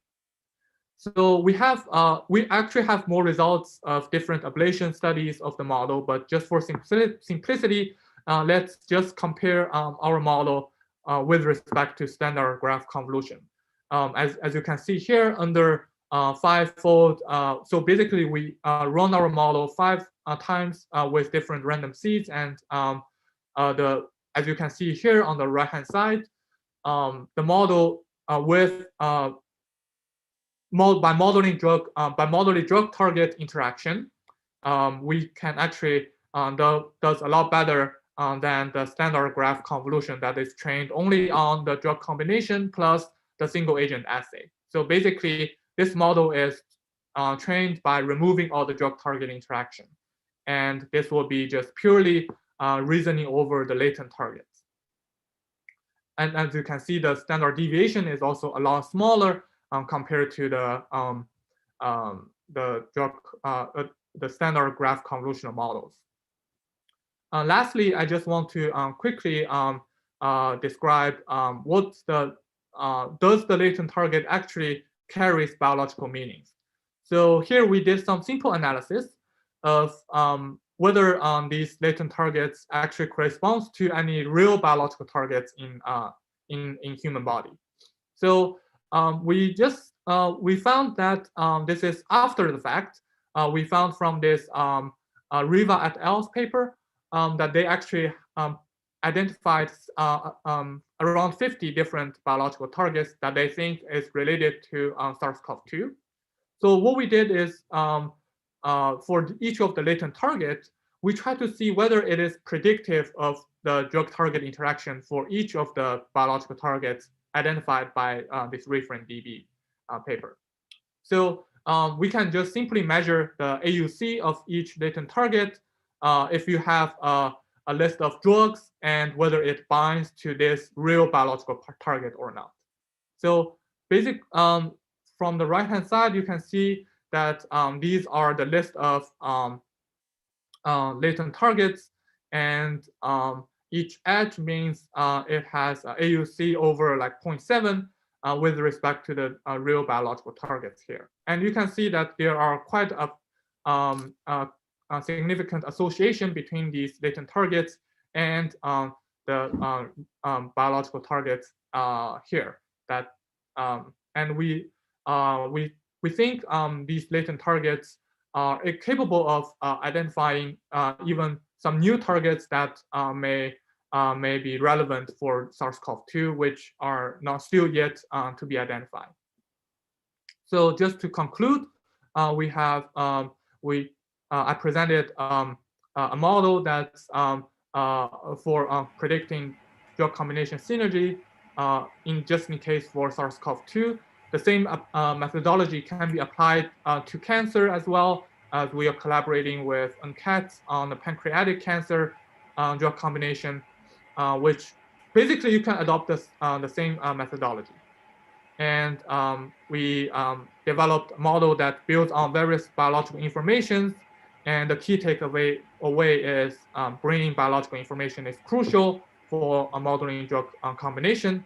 And also to account for missing biology, we need to allow the model to learn these latent targets, the free parameters, through the single agent activity data.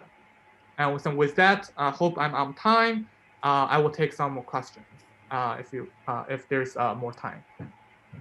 So thank you very much, Wengong. So there is a whole bunch of questions. I would let you select 2 questions that you want to answer. The rest you can answer over text. You just need to be very brief. So select the 2 questions which would be fast to answer. So I saw one question is how to reduce the data noise and false positive data from disease and the drug. No.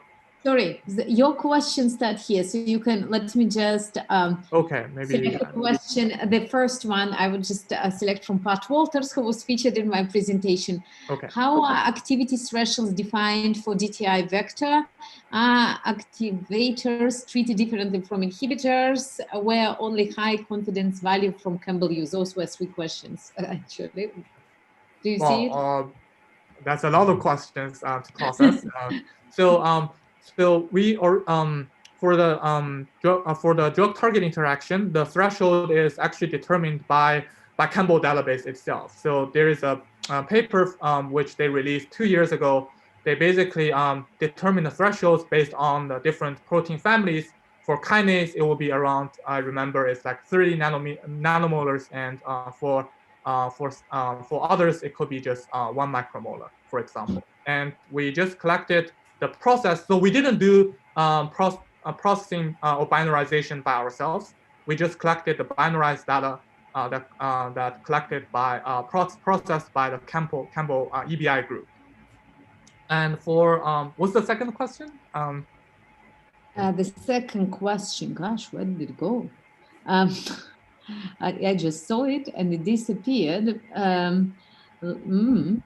I remember it's also related to like high confidence.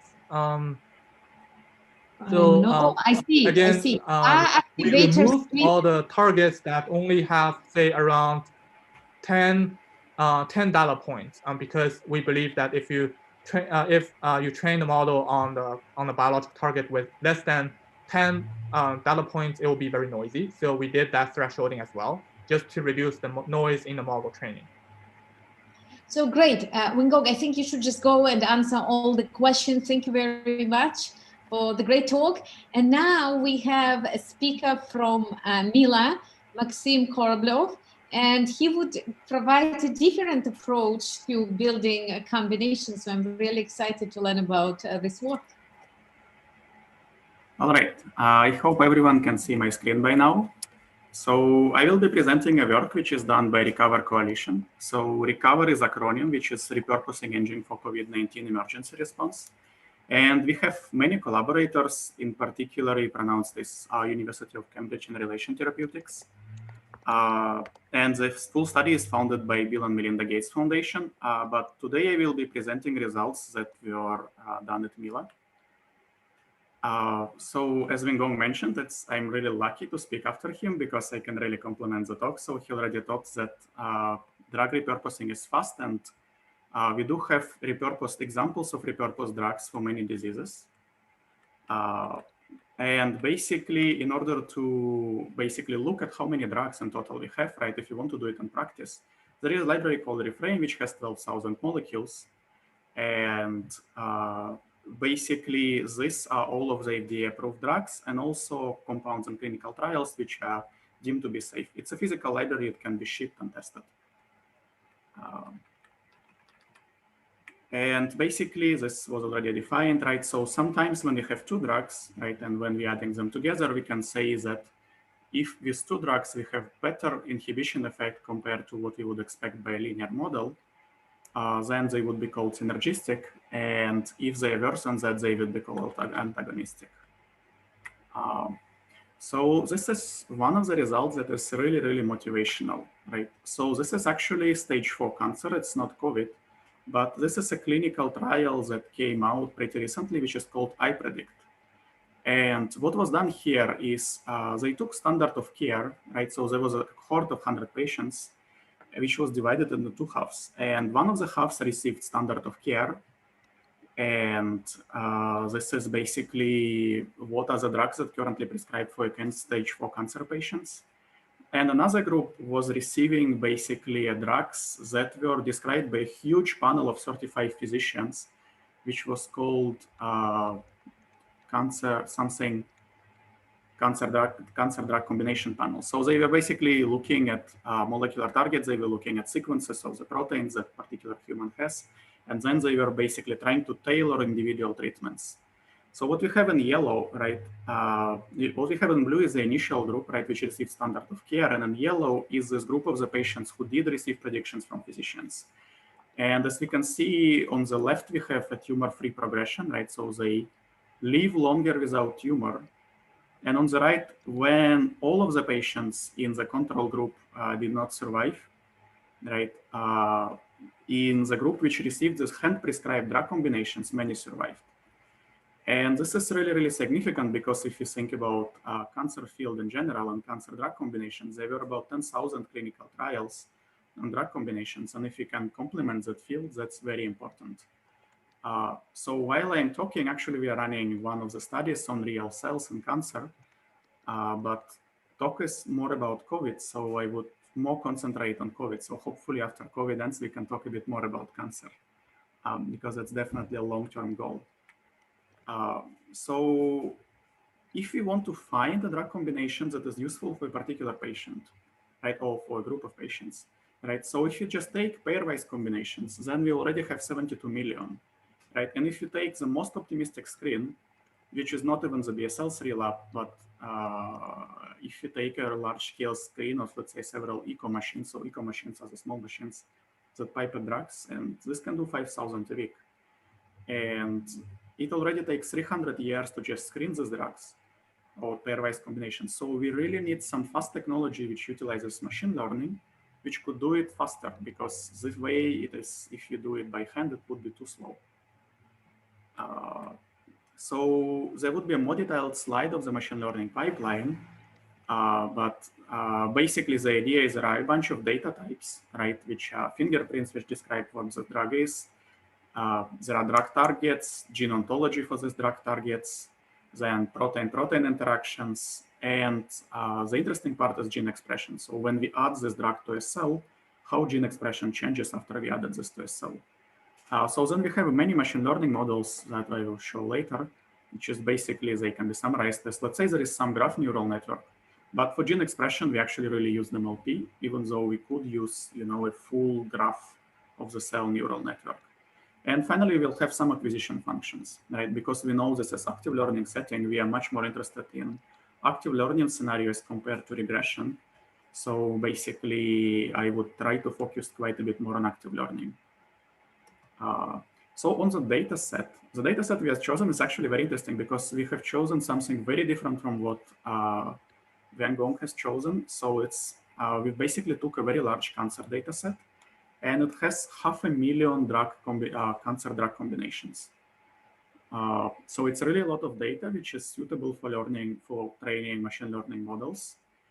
It has 4,000 drugs, and the most difficult part, it has 2,000 cell lines. So cell lines are quite different from each other, so we will need to figure out a way to generalize from one cell line to another. And now are some challenges of this data set, right? So first, this data set is overrepresented, so most of these drug combinations are really on 150 drugs, right, or 300 drugs, right, which has this small basin of anti-cancer drugs. And only a few studies did drug repurposing, so which is not trying for the original target. So the data support on basically non-cancer drugs is extremely sparse. Next, if you look at so-called synergy scores, right? So when we have two drugs, we want to predict how well they work together. There are many ways to estimate what synergy score is. And there are many of them, which is S-score, ZIP score is the most common, I believe, which is basically what is nonlinear effect of drug A plus drug B.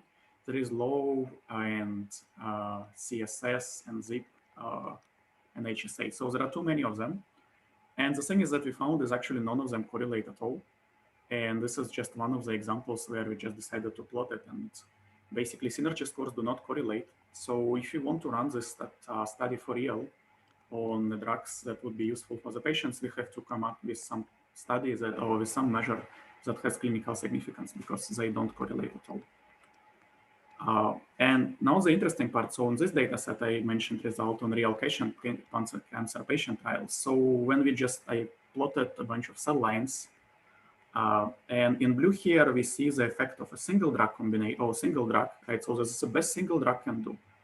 And in yellow is the normalized effect of two drugs, right? So basically we say A plus B, right? And then we calculate normalized efficiency of the drug, right? So basically drug combinations in this data set are strictly doing better than a single drug. So there is, because basically whenever we have two drugs, right, we can select them to be at the same concentration. Two drugs would be more efficient than one.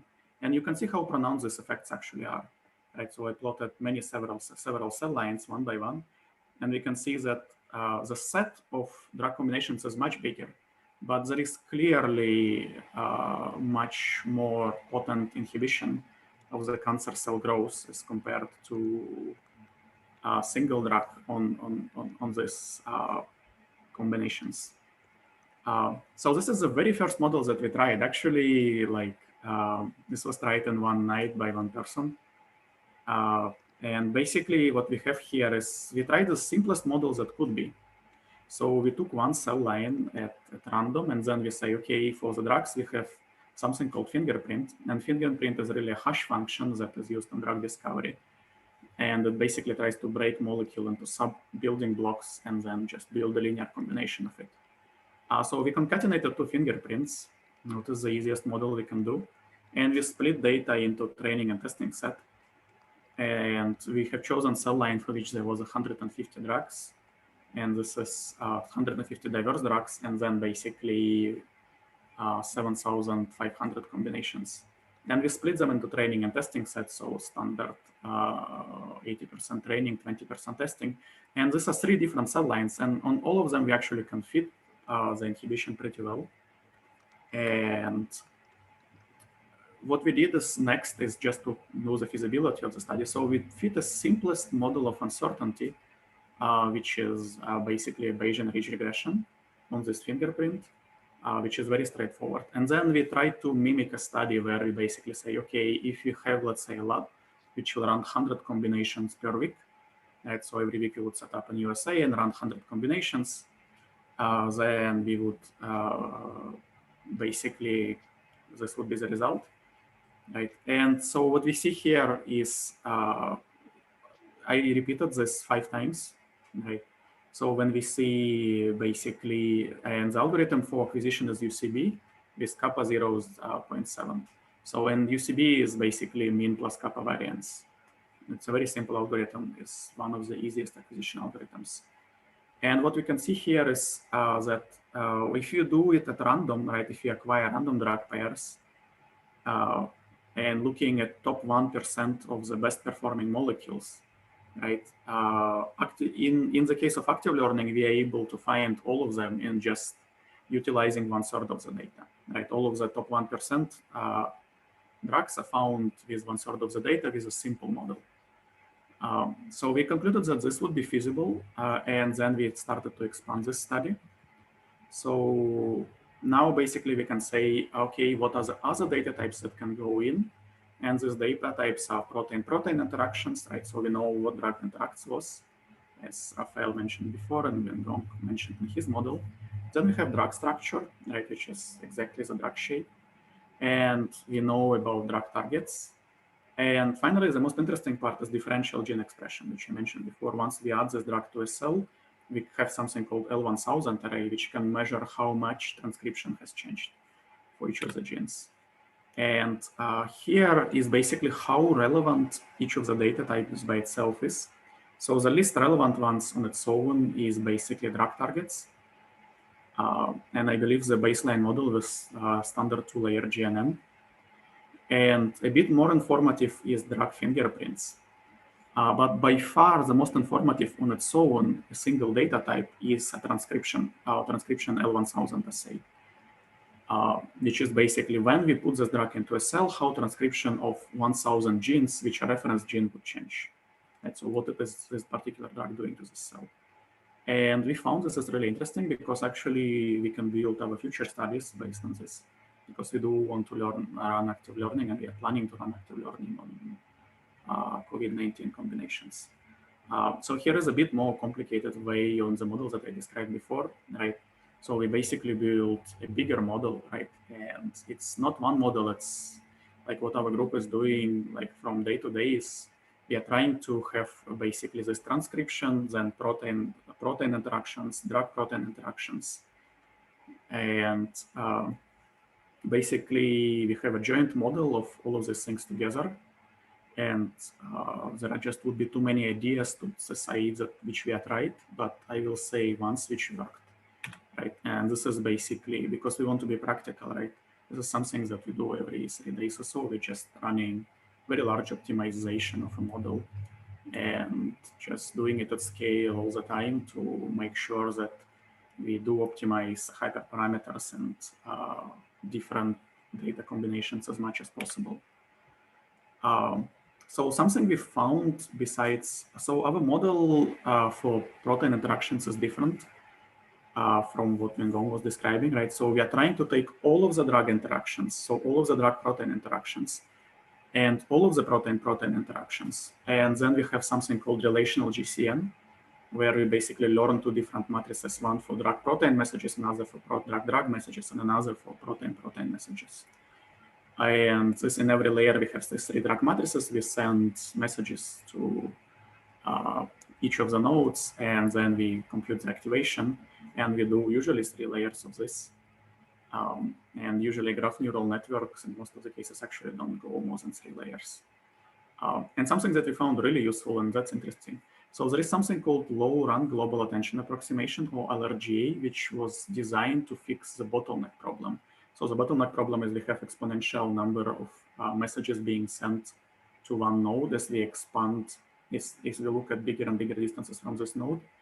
So low-rank global attention approximation is similar to attention, which is very common in machine learning. So which I wouldn't describe it very well, but the idea of attention is that we have this matrix of n by n, right, of feature interaction. So low-rank global attention is saying, okay, if you have n is too big to be computed, because if you have 1000 drugs and we want to compute, or not 1000, if you have 12,000 proteins or 20,000 proteins, and you want to compute the attention matrix, it would be too expensive to compute. So basically what they do is they compute principal eigenvectors of this attention. And this has been extremely useful to our study. And actually it improves performance by a very large margin. And yeah, so that's a little bit more into models of uncertainty that we use. So the best out of the results I've shown is Monte Carlo dropout, right, which is basically dropping out weights randomly and then treating the output as a Gaussian mixture model. And that was developed by, this view was developed by Yarin Gal. And here is a little bit more on the global idea. So basically, if you do active learning, right, we want to acquire data points where basically the model is most uncertain about its own predictions. And using this dropout, we can look at where the model basically disagrees most with itself, right, where the predictions are most diverse. So we'll try to acquire data points in this in the places where the same model disagrees with itself most. And acquisition functions, yeah, so here we tried greedy, which is basically choosing the best predicted value, random, and then UCB. And this is more or less one of our later results on just one cell line. And this is actually learning much better. So actually here with only 15% of the data points and GPU-UCB, we are able to recover pretty much all of the top 1% best combinations. So that's where we reached at. And one of the points that I think would be useful is also to say here that in addition to MC dropouts, the better model to use would be ensemble of MC dropouts, because dropouts are correlated to each other. So that's something we are working on right now. And I would skip this slide, but basically transitioning from somewhere where we had a machine learning model to cells was a really difficult procedure. And it took us actually as much effort as building the machine learning model by itself. I will just say a couple words that we are trying to find a cell line in which first we have pronounced synergy or reasonable synergy, which would not be an outlier from other cell lines. And we also want to be able to predict that synergy. And finally, it should be from the data set we trust, because once we started looking into the data sets, so the data set that I was showing before is combined of multiple ones. So it appeared that some of the studies there were actually not predictable at all, and we don't know why. And finally, this is, I would say, the last slide about the future, right? So what we are doing next is actually really, really exciting. So this is, in our plan should start in January, but this is a multi-fidelity active learning, right? So we have a first degree oracle, right, which will test drug on basically COVID-19 free cell line and measure certain parameters, right, such as L1000 assay, which is very cheap. And we can do a lot of this per week. And basically, a next level of oracle, which is more expensive, is infected with COVID-19 cell line. So that cell line is by far more expensive and by far more demanding, because COVID-19 infected cell line have to go to BSL-3 lab. So they're very expensive and throughput is low. And the next layer of oracles that we have is infected microlung. So microlung, oh no, not infected. It's infected tissue culture. Sorry, we didn't go for microlung. So tissue culture is basically a patient tissue sample from the lung. And basically it would be taken from 10 different patients. And then we would be testing combinations on this. And finally, the most expensive oracle that we have is COVID-19 infected mouse. And we expected to have 24 infected mouse per iteration. So basically it's a very small data support on that. And basically what we would have to do is we have to design a model which can run all of the things concurrently at the same time, where we have active learning which can query one of the 4 oracles. And this is pretty difficult setup, but luckily this problem with multi-fidelity, there are some papers in literature such as max entropy search that do something similar, so solve similar problems, so there is something to start with. And finally, I probably wouldn't spend more than 1 minute on this. So thinking about what are the next steps in machine learning models that we will build. So we know that right now what we have is this graph, and this graph has, okay, let's all protein graph, then all drug graph, and then all proteins want to send messages to all drugs. And then between drugs, we have to do this basically in order to say what is the synergy between drugs. We are doing this MLP, and this is just very, very weak. So in reality, what we want, and that's actually what we are building, but I don't have a result to show yet, which is basically what would work much better is a simulator, right? Because we know that this graph never changes, right, from state to state. So what we are trying to build is a cell simulator, right, which has all the proteins, all the drugs, and this cell simulator runs a transition operator in time and says how the state changes over time. And the simulator could take not only one drug or two drugs, but it can also take other data types such as knockdown experiments, which are very abundant in the literature.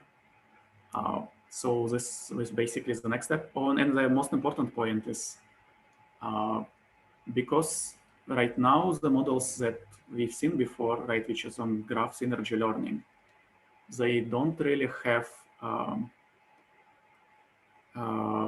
something. So they try to generalize. So these graph neural networks, they were built to generalize from one graph to another, right? So if you know our setting is more signal on the graph, right? So we know that the graph would never change. And the fact, knowing that the graph would never change, we actually can do very interesting modifications, such as naming every node, right? Or for example, instead of concatenating, we can just, or instead of averaging all the nodes in the end, we can concatenate them, because we know that we don't have to generalize to a new graph. And this is future work. So I believe I have time left for just one question, because I went a little bit over time.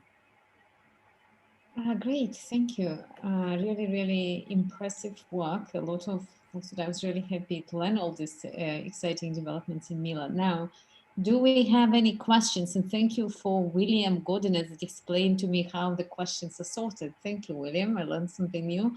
Do we have any questions for Maxim? So the audience is quiet. So I think that Maxim would be happy to answer the questions in the chat. So feel free to answer the question unless you see some. Maybe I'm not seeing something that you are seeing. Do you see something, Maxim? I don't see my Zoom actually, but yeah. Oh, there is a question by Noah. What's the key limitation of the cell simulator computational complexity knowledge of the biology? Try to do it in a minute. Extremely good question. Yes, so complexity of the simulator is by far bigger than any of the graph learning model. So if you think of basically doing gradient descent, when every time we basically need to do one layer of message passing to predict all of the drug interactions, right? And that takes 1 week to fit, right? With some modifications with putting all the data on GPU, right? And basically doing it as fast as possible, it's still 4 hours to fit, right? So Decagon, Marienka was speaking before, so Decagon style of model with the best implementation we could do is 4 hours to fit. Now imagine that every time, instead of getting all of the predictions, right, like we did before, which is basically 7,000, right, we only can do one. So it's a factor of slowdown of about 7,000, but hopefully it can fit a little bit faster than that, because basically these bottom layer features might be able to adapt faster. So we hope we don't have to do 100 epochs like regular GNNs. But it's a pretty much open question. We only had very, very early results on this yet. So hopefully I can show them sometime later, maybe after a while. Thank you. So something for all of us to look forward to. So thank you very much, Maxim, for an excellent talk. And our next speaker, we actually have two speakers. My student and my collaborator, one is Kyle Swanson and another one is Jonathan Stokes. I'm not sure which one of them is speaking first. Okay, guys, are you ready? Yep. Okay. So next slide, please. So this is a brief history of antibiotics. I like to show this slide at the start of most talks I give, because it highlights that although we've had antibiotics for the better part of 100 years now, the vast majority of our structurally and functionally unique antibiotics were discovered in a relatively narrow 2-decade period between the 1940s and the 1960s. This is called the golden era of antibiotic discovery and was characterized by high productivity in discovering new antibiotics through screening secondary metabolites produced by soil-dwelling microbes, so-called natural product mining.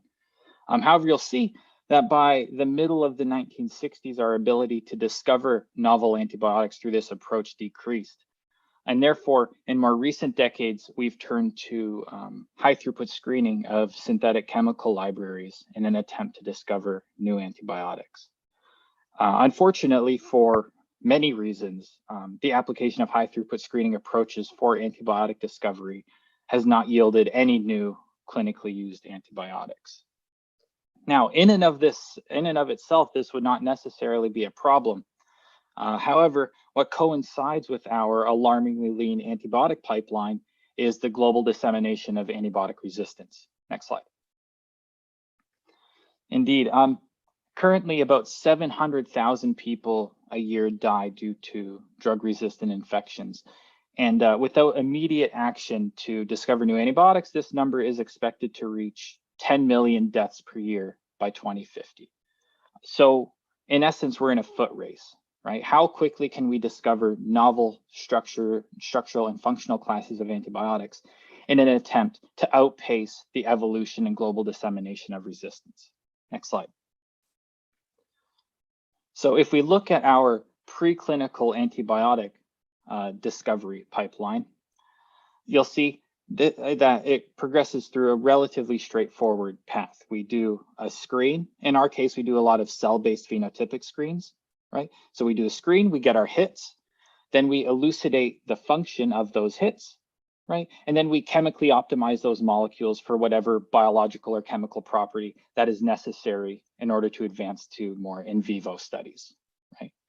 Now, each step of this preclinical pipeline takes time, right? Luckily, earlier this year, we wrote a paper describing the use of MPNN approaches to discover novel chemicals that have antibacterial activity from really large chemical spaces, right?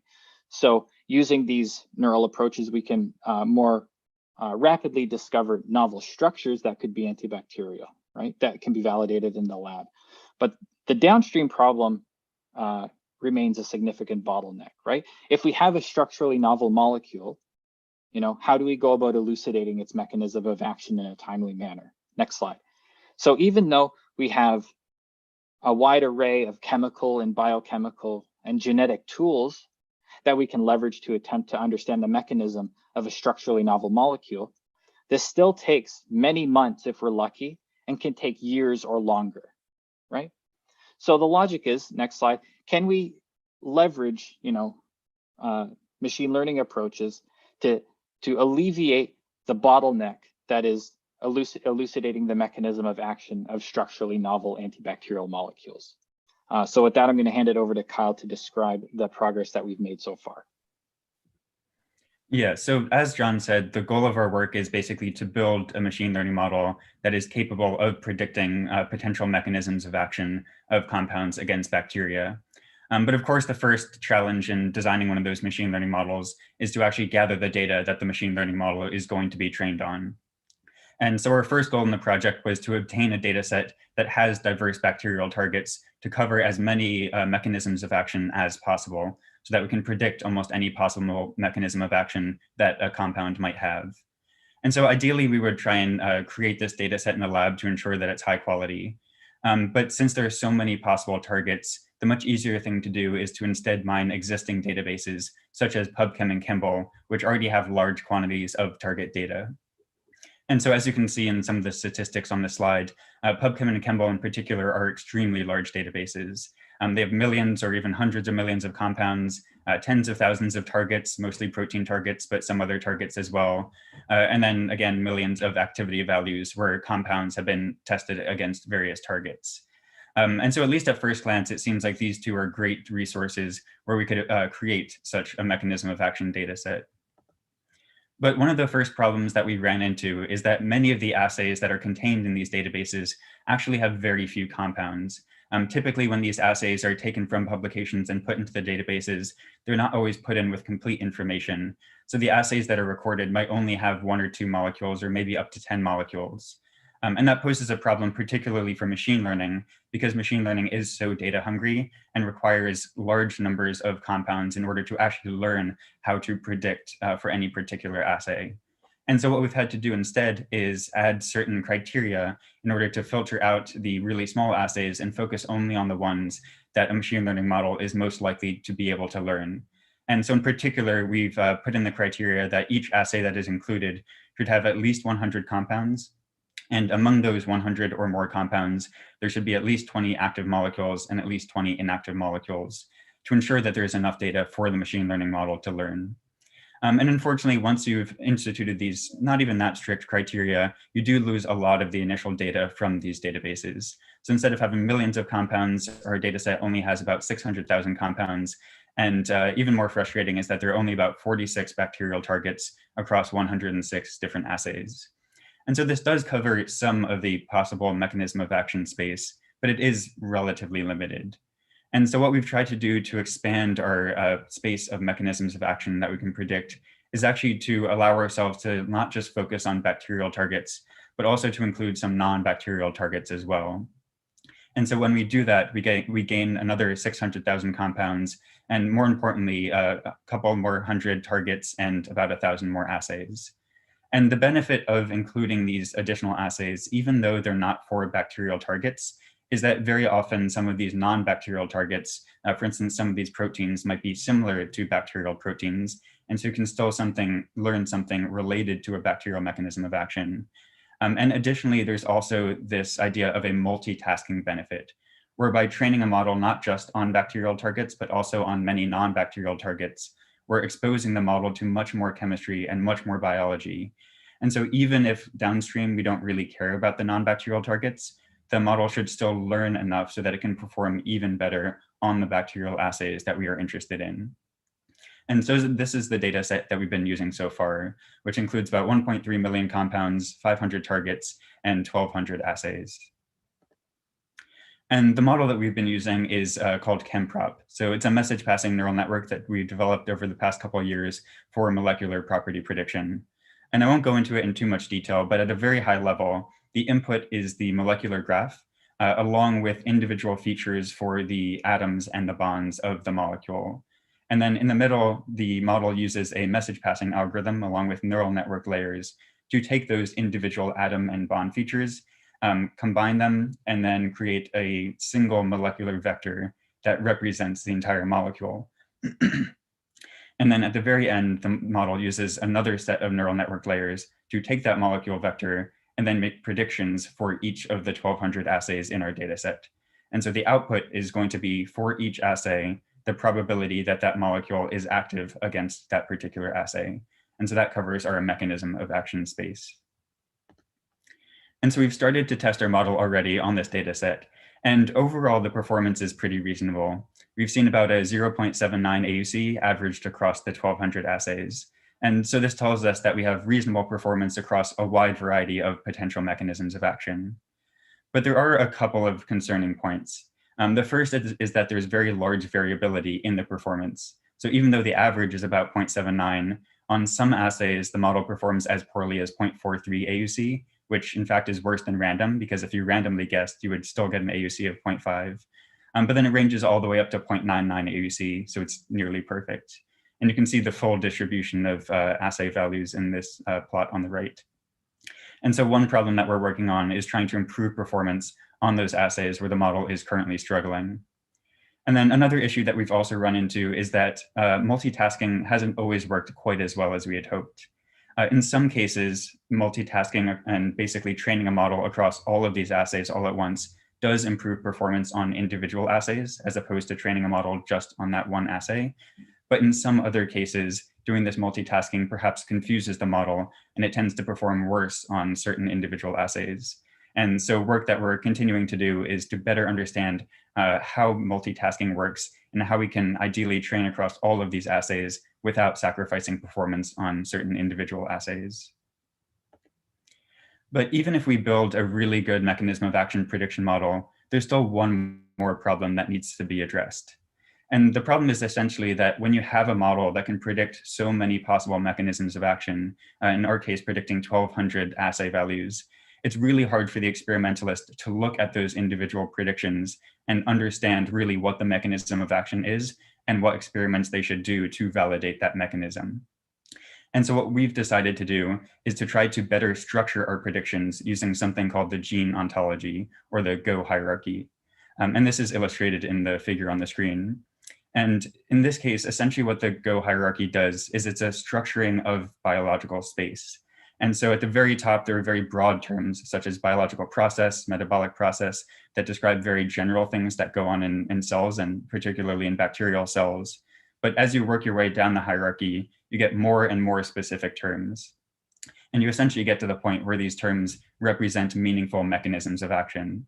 But the nice thing is that the terms are still general enough that they can cluster a bunch of these individual assays into one term. So for instance, protein splicing might be relevant to 10 or 20 different assays. And so instead of having to look at 20 different values, you can look at just one single prediction value for protein splicing. And so what we've done is we've actually built a custom web visualization tool, which is able to take the raw assay prediction values of the machine learning model and then convert them into these Go predictions. And so you get something that looks like what you see on the screen. So in this case, it's showing just a small section of the Go hierarchy and some of the predictions that the model has made for these Go terms. And you can see in particular, we're highlighting the protein splicing Go term. And on the right, you can see all of the individual assay predictions, which are then summarized into the singular protein splicing term. And the really nice thing about using a visualization tool like this is that it makes it very easy for the experimentalist to quickly look at the Go hierarchy, see clusters of biological space that seem to be most affected by the molecule, and then perform the experiments that could validate those potential mechanisms of action. And then the final step in the process is actually doing the experimental validation to see if these mechanism of action predictions do in fact work. And this essentially requires two main steps. So the first step, even before we can think about mechanism of action, is that we need to find compounds that do in fact inhibit the growth of bacteria. Because if the compound doesn't do anything to the bacteria, then clearly there's no interesting mechanism of action. And so to find those compounds that have inhibitory effect, we actually train a separate ChemProp model on whole cell inhibition assays. And we've already trained this model and made some predictions on a set of 800,000 compounds from the Broad Institute. And we're currently in the process of testing the top 300 compounds in the lab. And then once we found the handful of compounds that do have inhibitory effect, then we can turn to this mechanism of action model to make predictions for the mechanism of action of these compounds. And so the steps involved there are first training this ChemProp model on all of the target assays that we've collected.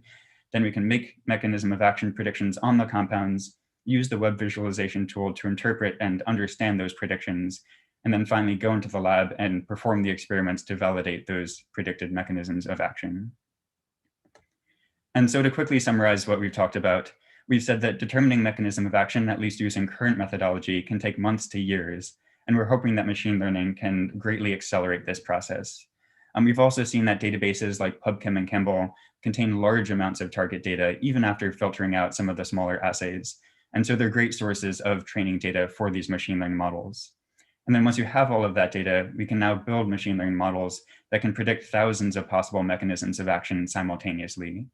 And then finally, we've talked about how we can use visualization tools to aid in the interpretation of these machine learning predictions, which can then guide experimentation to more quickly identify the most likely mechanisms of action. So thank you very much, and we'd be happy to answer any questions. So thank you very much, Kyle and John. And I just want to answer a question that some have in mind, why we're talking about antibacterials during COVID conference. There were multiple studies, and maybe John can comment on it briefly, that demonstrate that many of the COVID patients that are hospitalized actually suffering from the bacterial infection. John, do you want to say one sentence on that? Yeah, I think, I forget the precise statistic. I think it was something like 50% of COVID-19 associated mortality was due to a secondary bacterial infection, right? So this COVID-19 pandemic, particularly given the increased antibiotic use in severe COVID patients, is going to have a knock-on effect on the evolution and dissemination of resistance. right? So that's kind of the link between the COVID-19 pandemic and the downstream wave of antibiotic-resistant infections that we may see. So John, and for you, there is a question from Pat Walters. I think it's for you. In many cases, teams have been able to design antibacterials that can inhibit a bacterial target. Unfortunately, these compounds are ineffective because they are influenced by wild-type bacteria. Will your model capture influx? So the way that we're setting up the antibiotic selection process prior to mechanism of action determination, we'll select for compounds that can both get into cells, particularly gram-negatives that are difficult, that have a high permeability barrier and are not effluxed. Importantly, though, that's a good question. We've talked about this a lot before. How can we develop models to predict compounds that either have excellent gram-negative permeability barriers and or very low efflux rates? And it's feasible. You know, we have genetic tools such that we can engineer bacteria to gather training data to be able to do that. Yeah. Thank you. And a question for Kyle, this will be the last one, and then you guys go and answer the questions in the chat. Okay, do you treat each assay as an independent target? It's for Kyle, or can you use distance in a Go space as a way to structure the loss function or representation space? Yeah, that's a good question. So in the current model, we are actually treating each assay as a separate independent prediction. There is still some sharing of information because it is one message passing neural network that is making all of the predictions for each of the different assays. So there is a lot of information sharing within the model, but at the very end of the model, it is still a totally independent prediction. Actually, in the past, we had experimented with trying to make predictions directly on these Go terms and actually leveraging the interactions between the Go terms and the structure of the Go hierarchy. But we weren't able to basically improve performance at all by including that additional structured information. So for now, we're just sticking with the simpler model, which is independent predictions for each individual assay. Thank you. Thank you very much, Kyle and John. And our next speaker is Jian Tang from Mila. Are you ready? Yes. Great.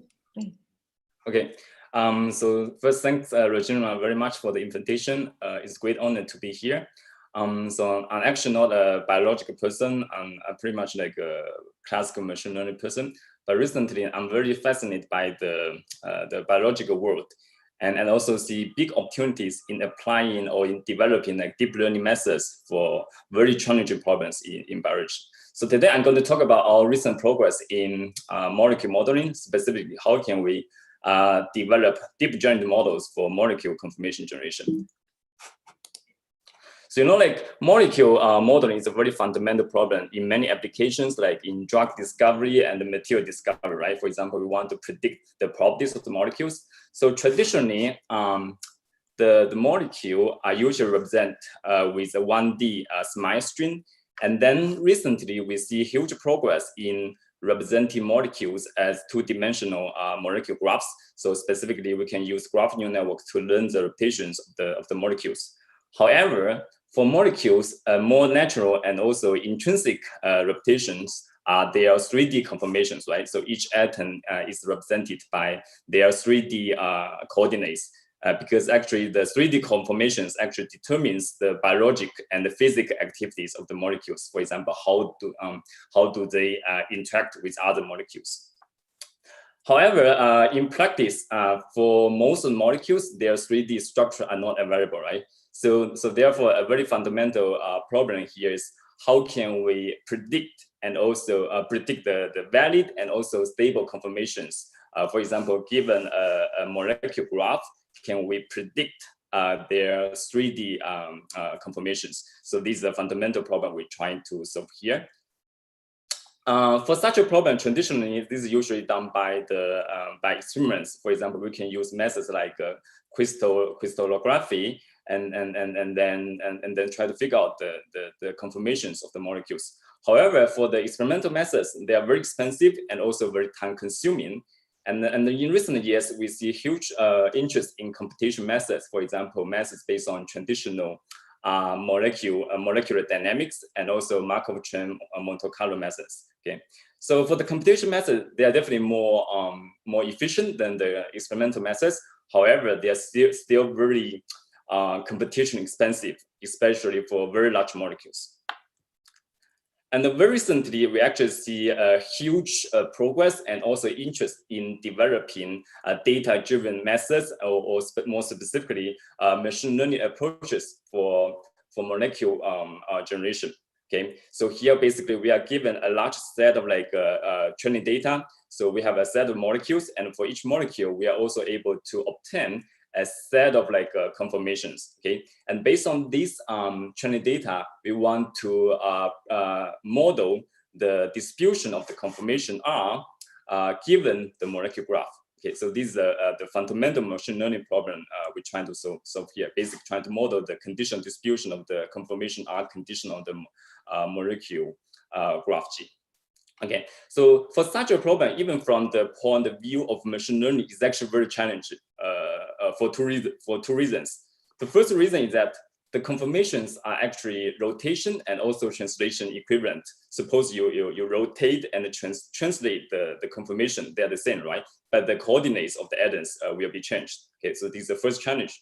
The second challenge is that because each molecule can have multiple different stable conformations, that means this conditional distribution of the conformation condition on the molecular graph is actually multimodal. So it's very complex distribution. So we must develop very flexible and also general models to model such kinds of distribution. So in this project, inspired by the recent progress of deep general models in machine learning literature, we developed a very flexible general model to model the distribution of the conformation R condition on the molecular graph based on normalizing flows. So normalizing flows are some very latest techniques in deep general model in machine learning literature. So I will give a very brief introduction later. So in order to model this distribution, actually our process of the conformation generation can be divided into two stages. So first, given the molecular graph, we first generate the pairwise distance between the atoms, which is called D. So the Gaussian, so these are the first step. And once we generate the distance between the atoms, and then we further generate the conformation R based on the distance and also the molecular graph G. Okay.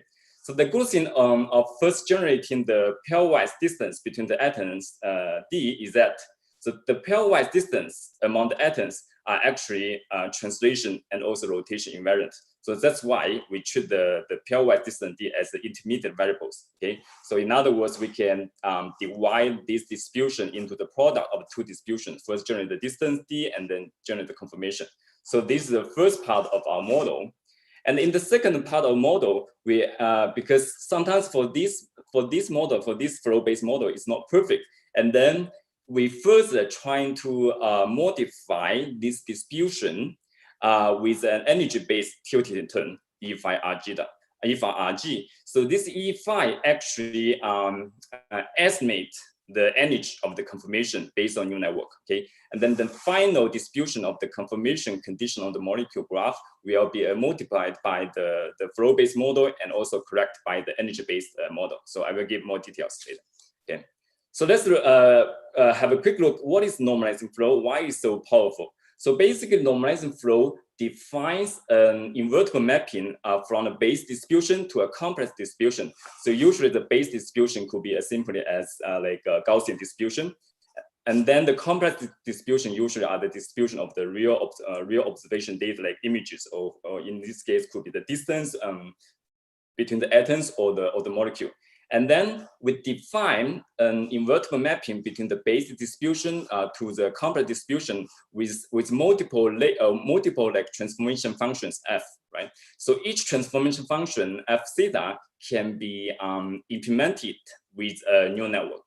Okay, and in practice, we can estimate all the models with maximum likelihood estimation, and then in order to calculate the likelihood of the observation data, we can use a change of like variable theorem, so you can see this probability can be evaluated in this way. So the good thing about the normalizing flow, you can see that we can calculate the exact likelihood, and also the model can be flexible to model very complicated distribution. Okay, so next, and then we use the normalizing flows to model the distribution of the pairwise distance between the atoms and condition on the molecular graph G. We propose a model called a conditional graph continuous flow. Okay, so the essential idea of this model is basically we define an invertible mapping between the base distribution and also the pairwise distance between the atoms. So here is the vector of the pairwise distance among atoms on the molecular graph. So each element is a distance, okay? And then here is a base distribution. So each element is actually sampled from a base Gaussian distribution. And then what we're trying to do here is we're trying to define an invertible mapping from the base distribution to the distance of the among the atoms on the graph. So in practice, one thing we can do is we can apply multiple discrete layers of neural network to define the transformation. So here, so instead of like using define the discrete dynamics of the distance, so we actually define the continuous dynamics of the distance with some latest progress in deep learning, which is called like neural ODE mechanism. So basically, for the neural ODE mechanism, we define so here we define the derivative of the distance over the time using a neural network, so which is the f theta here. So specifically, we use graph neural network because this is actually conditioned on the molecular graph. Okay. And once we generate the pairwise distance among the atoms, we further generate the conformation R based on the distance and also the molecular graph G. So we specify this distribution using an energy-based model. So the essential idea of this distribution is that we try to find the conformation R, which are able to, you can see this, so this is a conformation we're trying to find.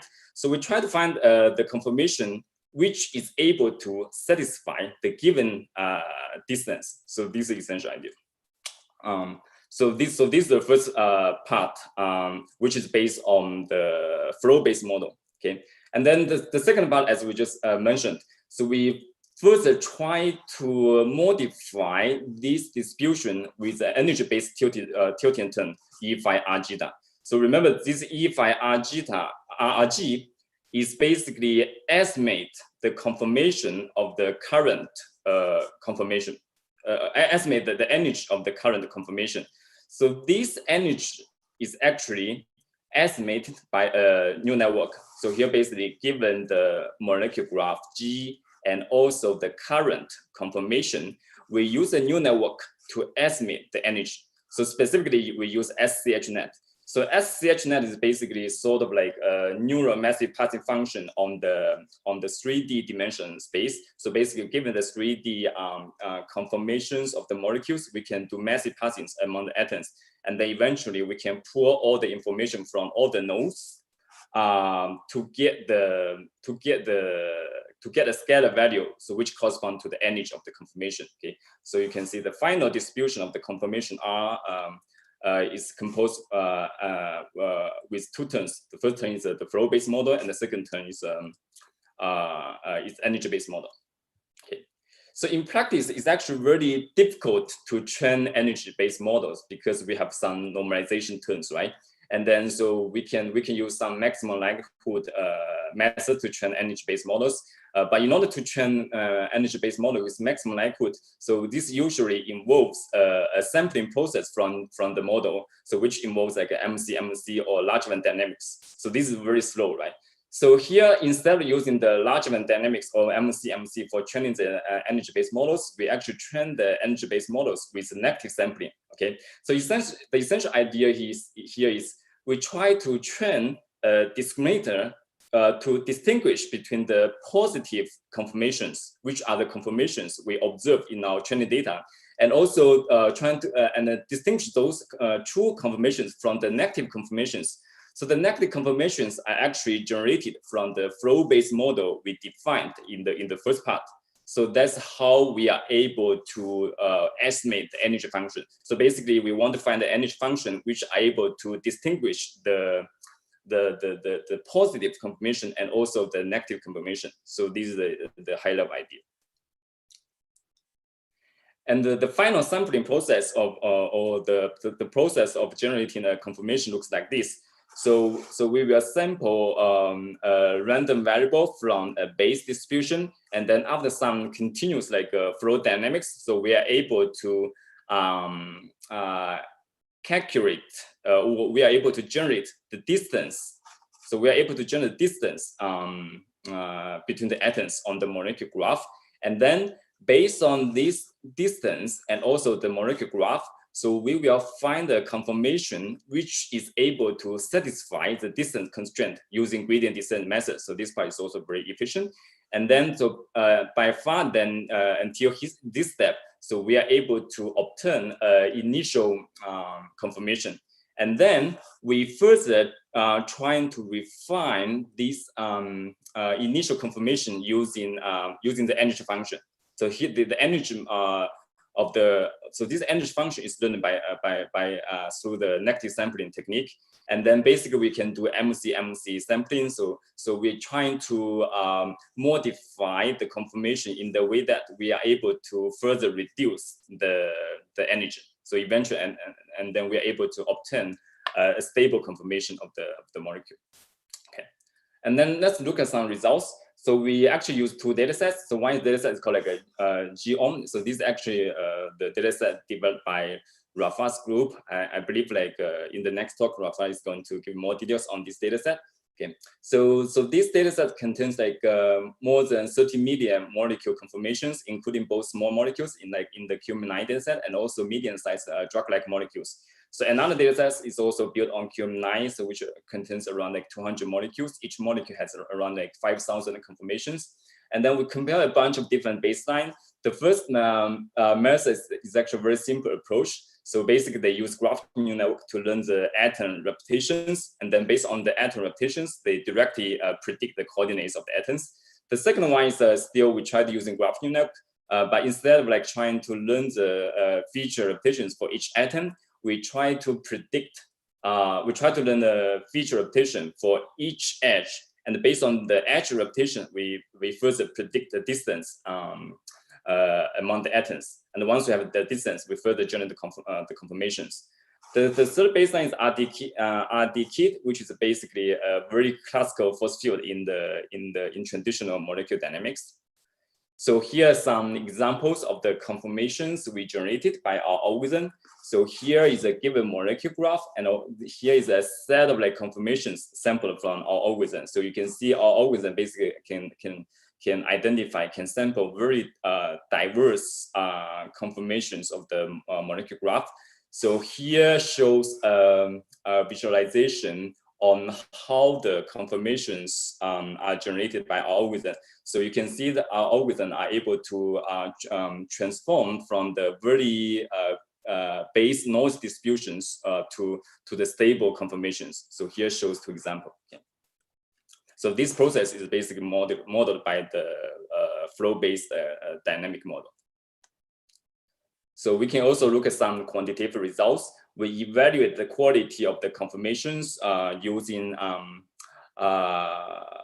we evaluate the quality of the conformations based on two metrics. One is the quality, another one is diversity. So for diversity, we basically evaluate the coverage of the conformations we generated. So we measure how much, what would be the percentage of the conformations in the reference set that can be identified by the generated conformations. So basically, for each conformation in the reference set, we compare it with the nearest conformation in the generated set.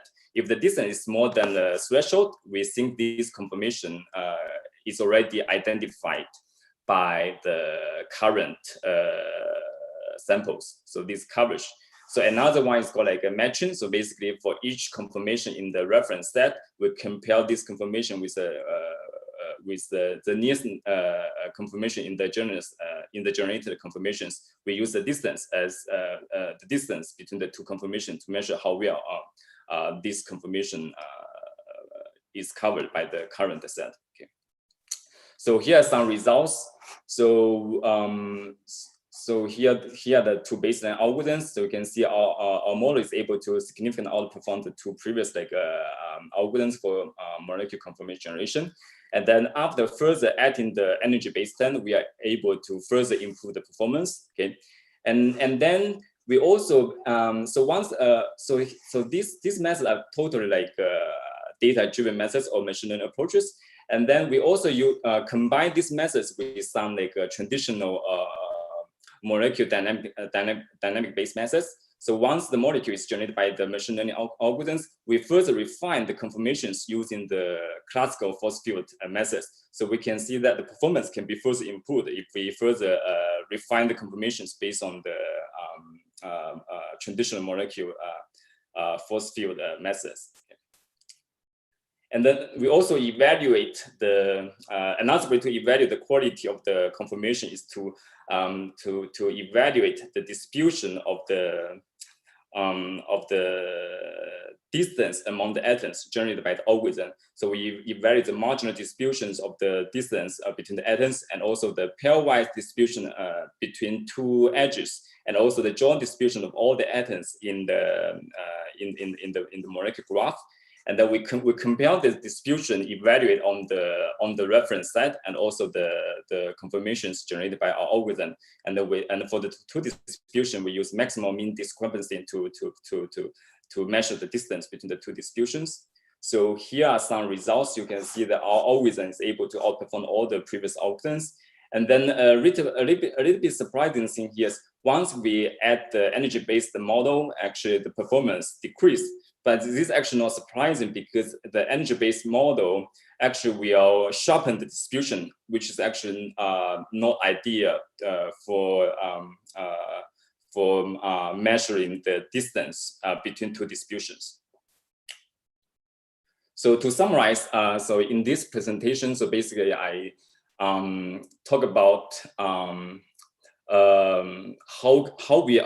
can we use a machine learning methods, in particular deep generative models for molecule conformation generation. And then I think so I want to briefly mention the future work. I think in the future it's actually this is a very exciting direction. And right now we basically only use machine learning based methods or data driven methods. But for molecule modeling, actually there are some underlying physics model. For example, those physics model used in traditional molecular dynamics. So we are interested in how can we combine in the physics model and also deep learning method for molecule modeling. Okay.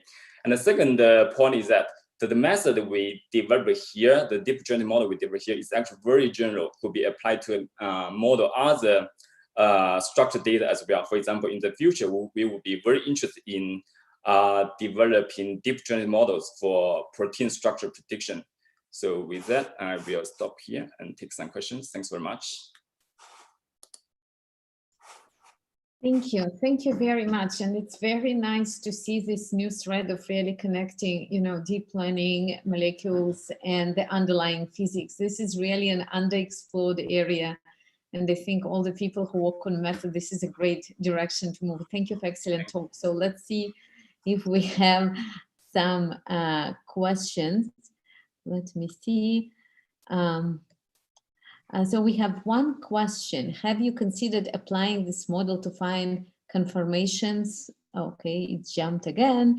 So where did it go? Can you help me out here? Where was this question? Could you disappeared? So I could briefly answer as also. I think I get the rough idea. So we haven't yet, but that's why I think in the future work I mentioned that we'll be very interested in collaborating with people in biology to solve many problems related to protein structure prediction or even docking problems. So I see there's huge potential in applying these techniques to those problems. We haven't yet, but I'm very happy to have the conversation or collaborate. Gretchen, do you want to look briefly at the Jeff Blaney's question? Okay. So internal distance are invariant to translation and rotation, yes. So that's why we first generate the distance before generating the conformation. Following on Padwa's question, how does this compare to Anish embedding approach, which use distance geometry in a high dimension space to simultaneously optimize the pairwise and project function? Okay. I haven't looked at this paper. I'll be happy to take a look at this paper. But thanks for the reference.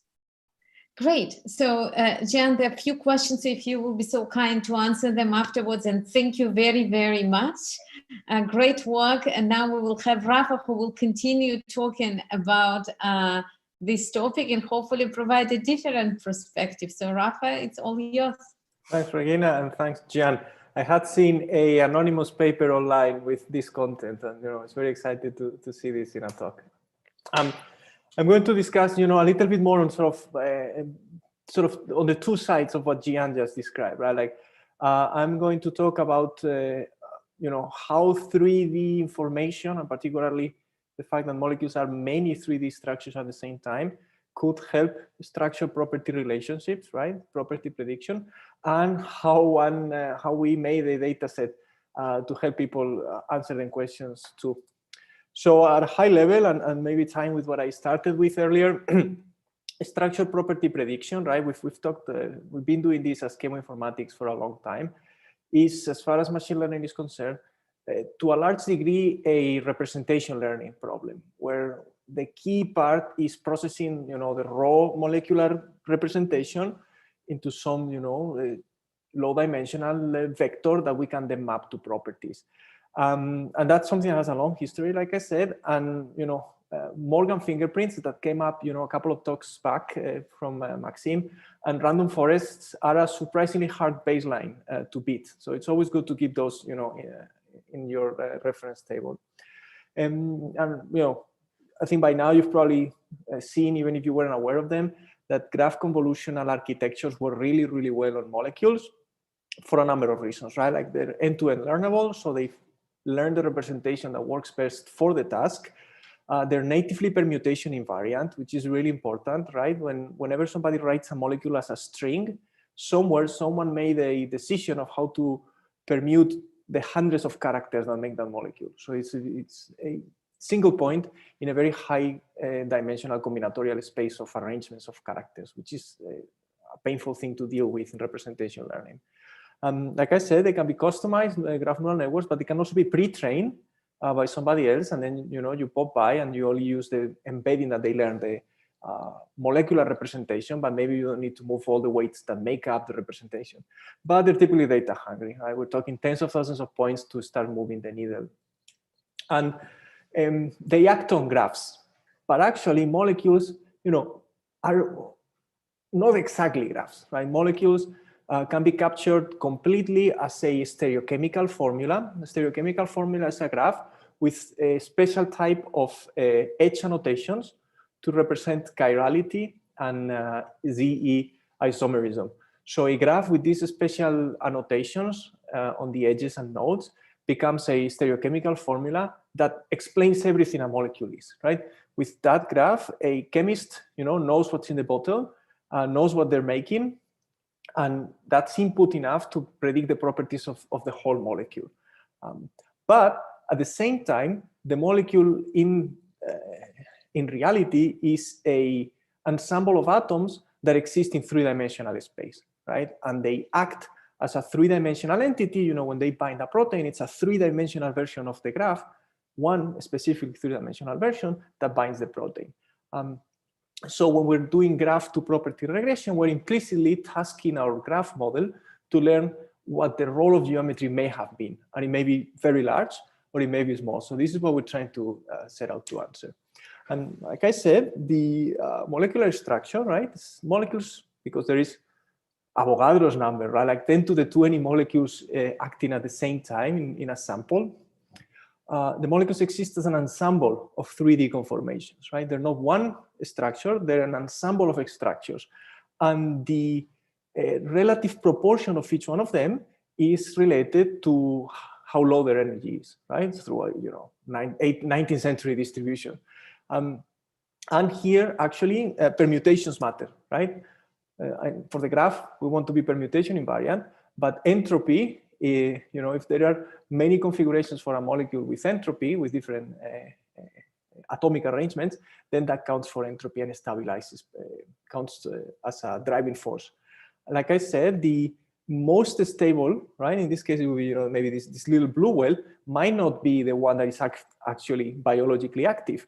So our way to think about 3D should, in principle, be able to realize that there are multiple wells of energy and multiple local configurations that are local optima, right? So the molecule will exist like this for a little while, and then eventually go hop and become something, some other arrangement in some other well.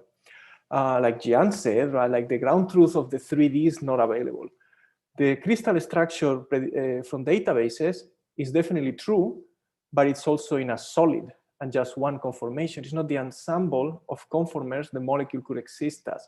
So even if it's a very refined and excellent ground truth, it's not the whole thing that's going on in solution.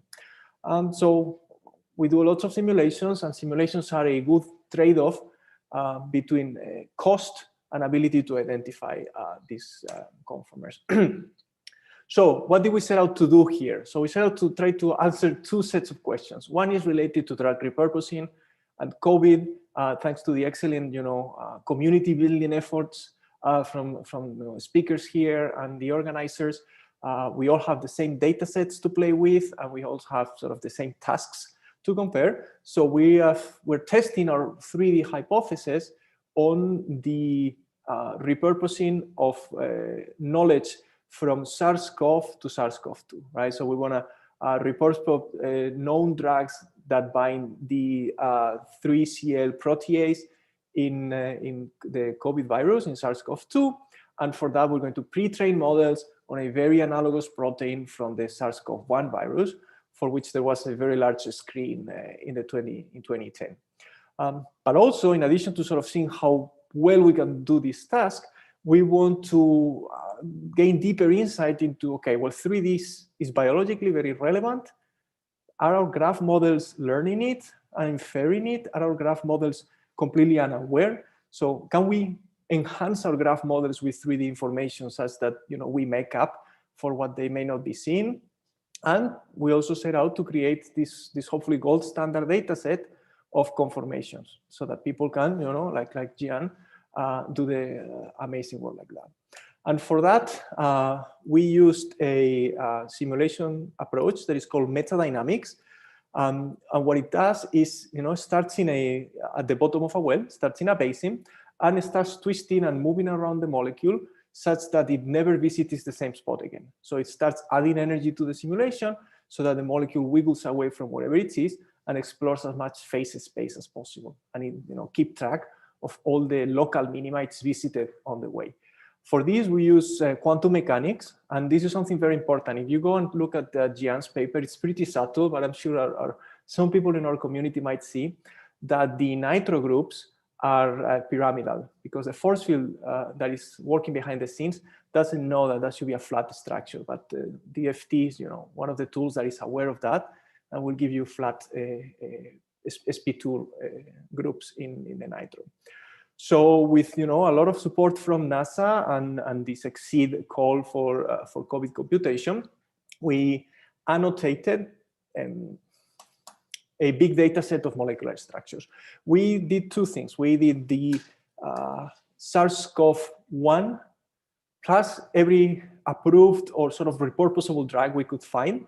So there's going to be, in addition to the training data for SARS, a little extra data. And of course, people are welcome to use these 3D geometries for their tasks. This includes, like I said, the broad repurposing set. We just learned about the refactor, which we're going to execute in the next couple of days. And we also annotated the sort of this standard QM9 data set that contains really ugly and nonsensical molecules, but it's exhaustive up to 9 atoms. So it very densely covers a region of chemical space that is a little bit weird, but it's definitely a baseline for everybody in this community. okay, so now we've got, there is, you know, some numbers here, right? So molecules on average have, you know, tens of atoms, so they're pretty large, right? They're drugs, and they typically have of the order of tens to thousands of different conformations, right? So the most flexible ones will have thousands of conformations, and some of them will be extremely rigid and have just a few.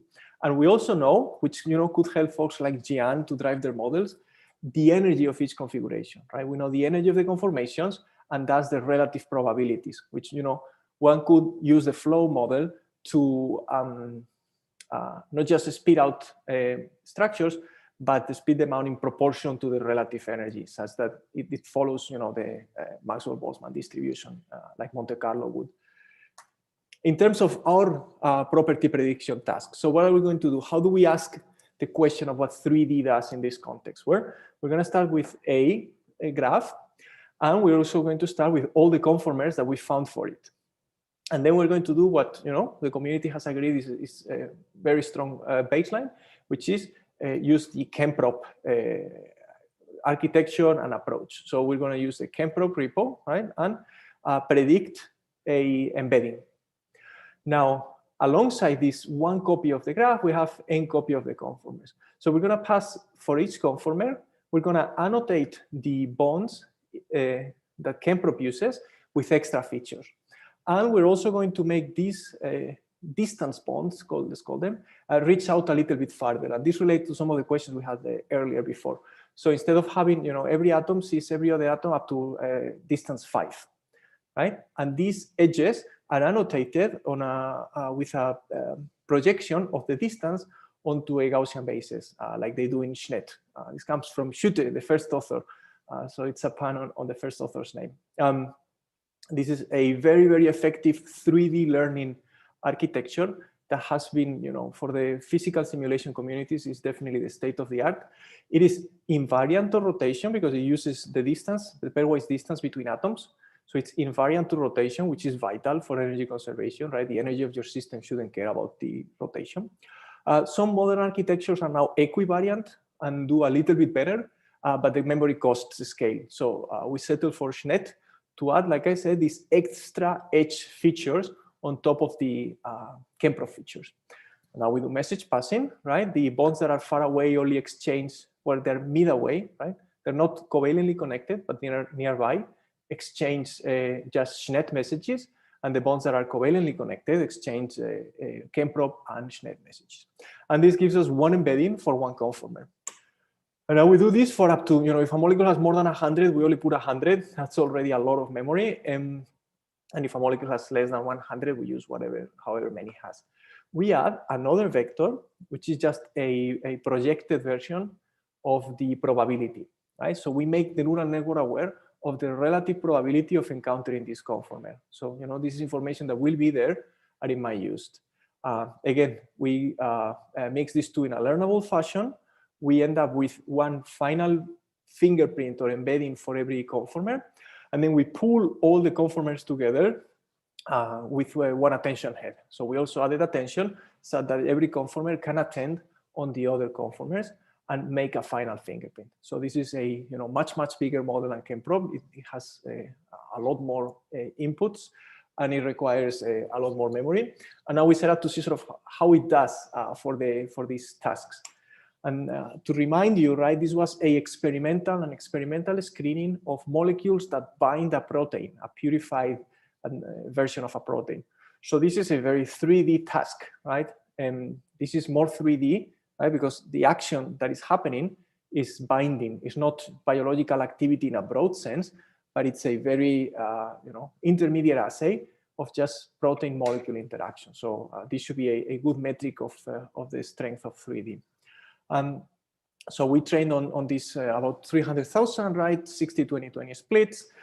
This is the mean of 10 models. So for every number, this will be that we present, every performance, this will be the mean of 10 models, which typically agree to the last digit of that we're showing. So we've got reasonably good statistics, and every model was a hyperparameter optimized independently to find the best performance that we could. So what do we find, right? This is our pure graph approach for precision recall. And this is once we add 3D information. So it's a big boost. I mean, the value is low to start with because there is, hundreds of positive values, positive data points in hundreds of thousands of training. So it's very, it's very imbalanced. But we see a boost from the 3D. And interestingly, and this is the part where the ablation studies are a little bit harder to interpret. It's not exactly clear what part of the 3D information is bringing the full value, right? So this is using attention up to 100 conformers, and we expose the probabilities, right? Here, we didn't let the neural network learn the relative weights. We just forced to be the fingerprint be a Boltzmann weighted sum of the individual fingerprints. And you can see it's hard to see what exactly is driving. A single conformer was actually the champion. So just showing one single conformer actually almost performs as well as showing 100 conformers. And in terms of ROC, we see similar behavior to some degree, which is a little bit of a boost from 3D, and in this case, equal weights for all the conformers helps. This is for the big data approach, where one could suspect or expect for graph convolutions to do very well, because over 300,000 data points, there is enough representation learning driving force. Now, for transfer learning, we're going to call MPNN a de novo graph model that we fit just on the little data that we have for transfer learning as a baseline. And then this is the naive, just taking the embeddings out of ChemProp, of our 2D version of ChemProp, and predicting properties. So this is worse than starting from the beginning. It's one of those places where transfer learning doesn't quite work independently. Of course, Wen-Gong has this great domain adaptation paper where they got this to work much, much better than the naive baseline. And you can see again that the 3D boost helps a little bit, and it helps more than starting from zero, which is something that the graph itself wasn't doing, both for PRC and for ROC. So in summary, we have what we hope is a gold standard data set for conformations to work on comparisons of 2D versus 3D representations, like we do. To create 3D geometries, and also the 3D geometries are out there for anybody that needs them, compared with graphs, and concluded that at least for this task, there is a little boost from 3D, but I think it's open to, for us and for the community to figure out, are we extracting the most of this 3D in this way? Are there other better approaches, right? There was this molecular attention transformer paper that used 3D. So what is the best way to tease out 3D information now that we have it? And just while we set up for the questions, thanks Simon, who's been the guy driving this work. Thank you. Thank you very much, Rafa. Time for a single question. You have just one question from Joshua Bencher. Do you take into account the relative frequency of different conformants when you aggregate their representation? Rafa, maximum a minute. Go ahead. Yeah. Like I said, yes, we do. We expose them, so we know the relative population through Maxwell-Boltzmann statistics and the entropy. So we know exactly how often they appear. We make a feature for that. That was, I think, the pink feature or the yellow feature next to the red. I can share, but yes, it goes in. But you saw sometimes the neural network uses it, sometimes it doesn't. Thank you very much, Rafa. Great talk. And now our last but not least technical talk for today comes from Professor David Gifford, who really has an amazing track record in computational biology. He's one of the pioneers in this area from MIT. So David, I see your slides are there, so I would let you start. Thanks very much, Regina. I'm going to be talking today about a new paradigm for vaccine evaluation, design, and its application to SARS-CoV-2. And I think that we're all familiar with the virus. This is a transmission electron microscope picture of the virus, and you can see how it gets its name from the crown around the coronavirus. And these are the spike proteins we're going to be discussing later on. And the amazing affinity for this spike protein, for the ACE2 protein that's on the surface of lung cells, is what makes this thing so darn contagious. And we're going to be talking about how to provide immunity to this virus in contrast to how to deal with it once somebody gets it. And there are three primary innovations I'm going to discuss today.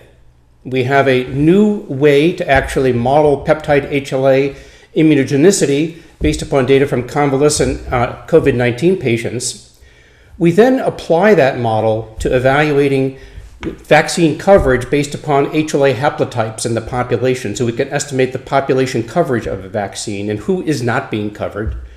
And finally, using that objective function, we can do combinatorial optimization of peptide selection for vaccine design. And just as background, typically this kind of peptide selection has been done manually using Excel spreadsheets. So this brings a new dimension to how to actually do a vaccine design. And the primary results today I'm going to communicate to you are, first of all, that the current subunit vaccine designs that are being promoted, we really believe need augmentation to provide further durability and effectiveness in older populations. And secondarily, that will show that the design methods that we present are superior to 29 baseline methods. So let's have just a quick review of immunology so we understand the adaptive immune system, which protects us from viruses like SARS-CoV-2. There are two aspects to it. There's cellular immunity, and then there's antibody or humoral immunity. And what you can see in this diagram is the cellular immunity represented by the red and green T cells, and the humoral immunity represented down here by the antibody secreting cells. Now, most vaccines right now are being evaluated on their ability to produce neutralizing antibodies. That is, antibodies that bind to the viral particle and inhibit its entry into a cell and thus infection. We're going to be focused today on cellular immunity, and what's really interesting about this is that cellular immunity by itself can actually confer immunity to viral infection. Now, cellular immunity is mediated through the presentation of viral proteins on the surface of cells. There are two kinds of presentation we're concerned about. One is class 1 presentation, which occurs on dendritic cells and also on virally infected cells via little billboards called MHC class 1 HLA proteins. And one nuance of this is that we all typically have different alleles of these proteins which control the specificity or what bits of the virus we're going to be displaying and actually use to activate our immune system. A second aspect of the cellular immune system is the helper portion, the CD4 helper cells. They're activated by the display by dendritic cells on MHC class 2 proteins, also little billboards. And these can actually assist antibodies secreting cells through cytokine interactions. So this is a very important system, and we need to understand when we're designing a vaccine how the bits of the vaccine are going to be displayed on these platforms and how they can actually induce memory. That is, memory CD8 cells and CD4 cells are going to help us later on when we are potentially exposed to the virus. And I think that we might all say, well, gee, a vaccine's a solved problem. There are 200 candidates out there. What's going on here? And what is interesting is that it's now known that the neutralizing antibodies in convalescent COVID-19 patients really are not very durable. Between 13 and 40% of patients lose these neutralizing antibodies. We've already observed reinfection of SARS-CoV-2 in individuals with different strains, and we know that coronavirus reinfection is common. It's been known now that the cellular immune system by itself can independently confer immunity to SARS and most probably to SARS-CoV-2. And emerging vaccine clinical trial data shows that not all vaccinated individuals actually have their cellular immune system activated. And finally, all Project Warp Speed vaccines share a risk, which is they all use the spike protein, which is a common immunogen. And I think that you've heard about differences in vaccines, and that's primarily differences in delivery. So whether or not you deliver the immunogen via messenger RNA, or you deliver it via viruses, or you actually deliver the native protein, you're delivering the same team. And the question we have is, how can we improve this team to better win the battle against SARS-CoV-2? So we're going to approach principal metrics for vaccine evaluation in 4 steps. The first step is we're going to characterize what parts of a patient's immune system are activated when they're infected by SARS-CoV-2. So we take blood from infected patients that are now convalescent, and we're going to assay them and ask which particular bits of the virus activate their T cells, indicating that those T cells have seen and been activated by that viral component before. So we split the blood sample from a patient into 11 different pools, and in each pool, we're going to allocate a number of peptides. Each peptide is allocated to 6 unique pools. And thus, in this particular assay, we're going to assay 545 different bits of the virus or peptides to see which ones are immunogenic. We select the activated T cells in each pool, and then we sequence the T cell receptors. And any T cell receptor that pops up in 6 pools, we can map back to the activating peptide. This is part of the multiplexed identification of T cell receptor antigens assay. And we're going to use this data to build a model of what peptides are immunogenic in COVID patients. So when we take these data, we have observed in the assays 111 patients for class 1 epitopes and 8 patients for class 2 epitopes. And within this patient population, we observe a certain set of HLA alleles, as you recall, have a particular preference for which bits of the virus they display. And we also observe a certain number of peptides for which we've designed the assay. And when we build a machine learning methodology for predicting peptide HLA immunogenicity, we can get AUCs between 0.7 and 0.9, as you can see down here. So we're going to use this model then of peptide HLA immunogenicity, and we're going to use that to score how well a given set of HLA alleles is going to respond to the viral infection. This model then can be visualized in the following way. Here are some samples of the peptides and the class 1 alleles, and so the matrix essentially here for class 1 is 2,220 different peptides. And here are all the different HLA alleles, and a 1 bit here indicates that that particular allele is going to present that peptide and be immunogenic. So we can take this model then, and we can use it to characterize how a population responds to a particular vaccine. Now, the HLA genes are co-located together, and thus they're inherited together, and so you get 1 set of HLA genes from your mom and 1 set from your dad. And thus, we're not going to use the marginal probabilities of inheriting a particular gene, but rather what's called a haplotype, or how often we inherit all these different alleles together. So you can see in the population that self-reports as white, this particular combination of HLA alleles is in 0.42% of the population, and for a population that self-reports as black, they're in 0.017% of the population. So there are significant differences in different populations as to the distribution of these HLA alleles. Now, since you got 1 haplotype for your mom and 1 haplotype for your dad, there are about 4.5 million possible diplotypes in our data for class 1 and about 2.9 million diplotypes possible in our data for class 2. And what we can do with a diplotype is we can examine how many peptides are displayed by that particular diplotype. Here we have a particular diplotype of different HLA alleles, A, B, and C, that are the classical class 1 alleles, and we can count the number of peptide hits that actually hit this particular set of alleles. This diplotype frequency is small, it's 0.004% of the population, but it produces a total of 6 peptide HLA hits that are then observed by the immune system. So we can then ask, what is the typical coverage of a vaccine by looking at how effectively it's covering a particular set of individuals. We can look at the count of the number of peptides in a given diplotype. So for all the different alleles in the diplotype, we can look at the number of peptides each of them displays, and we can sum them up. And then we can ask, for all of the diplotypes that produce exactly K peptides displayed, what is the probability of that by summing up the diplotype frequencies that have that property?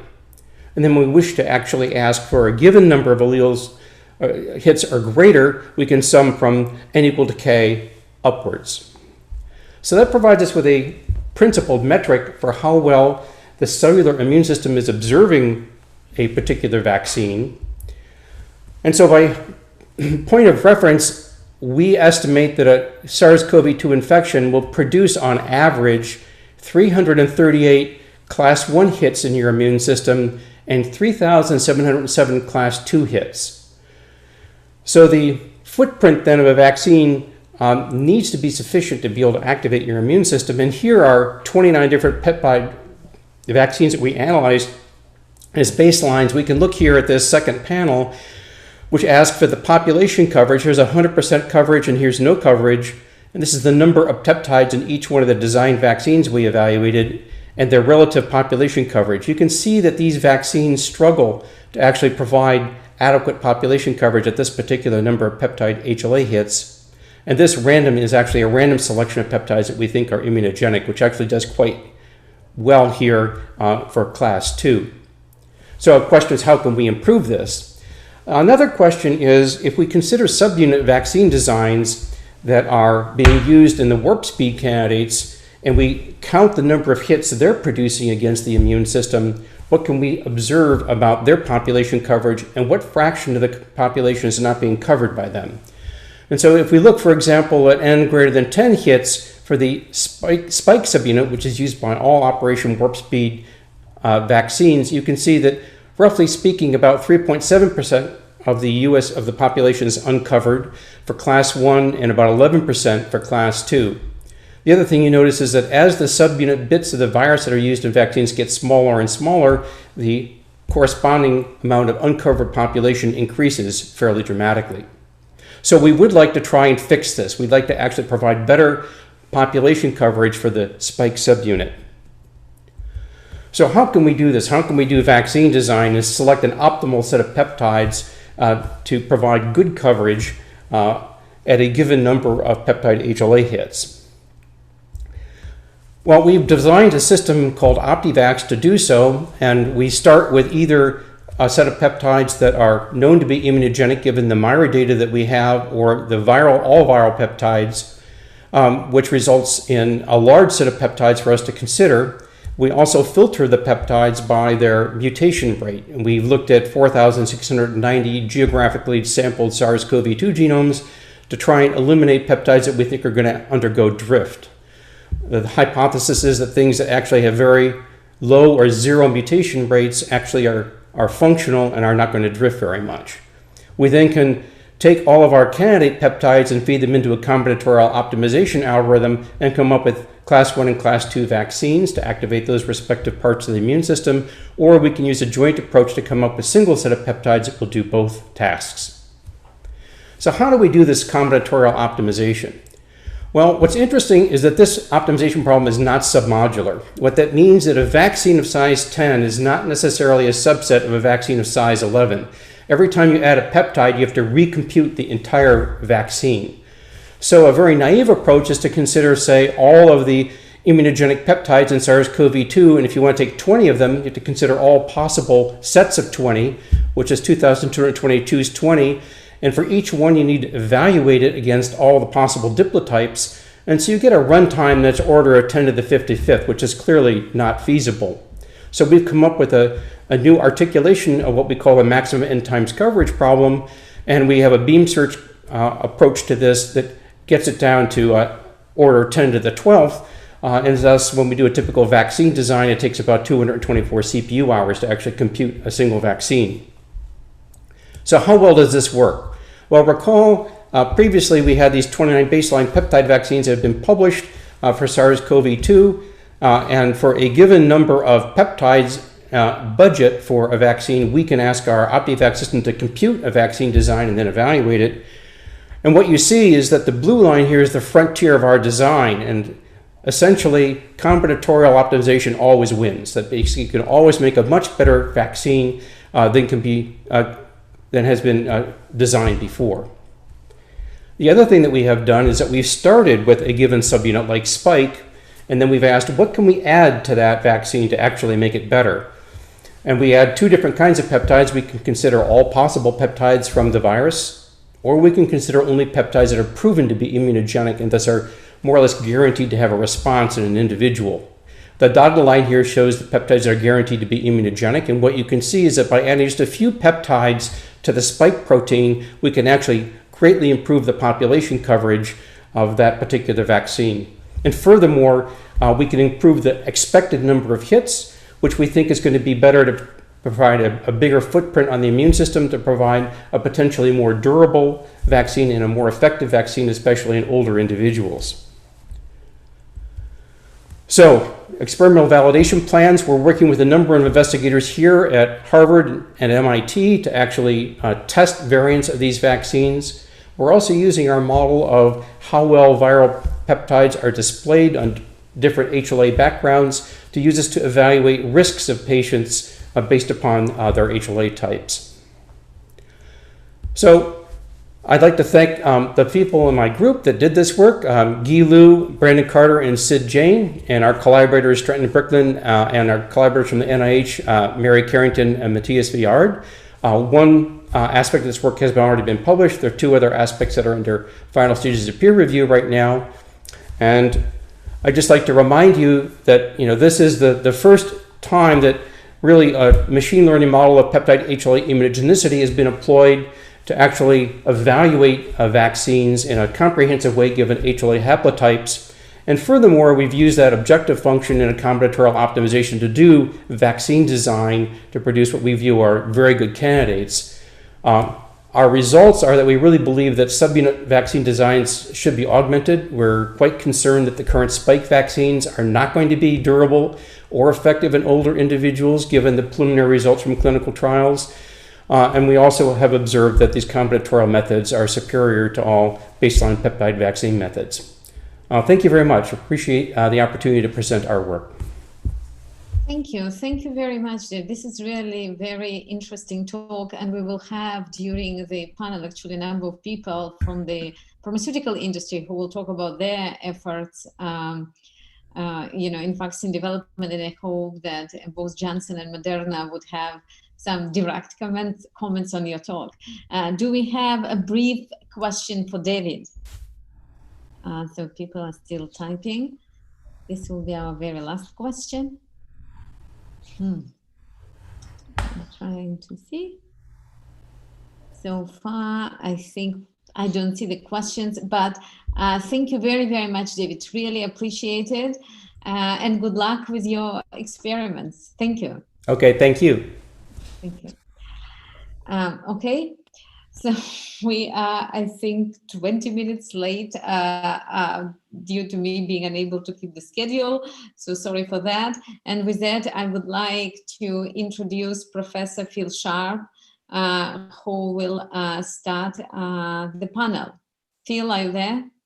I'm there, thank you. This has been a fascinating conference. We've heard the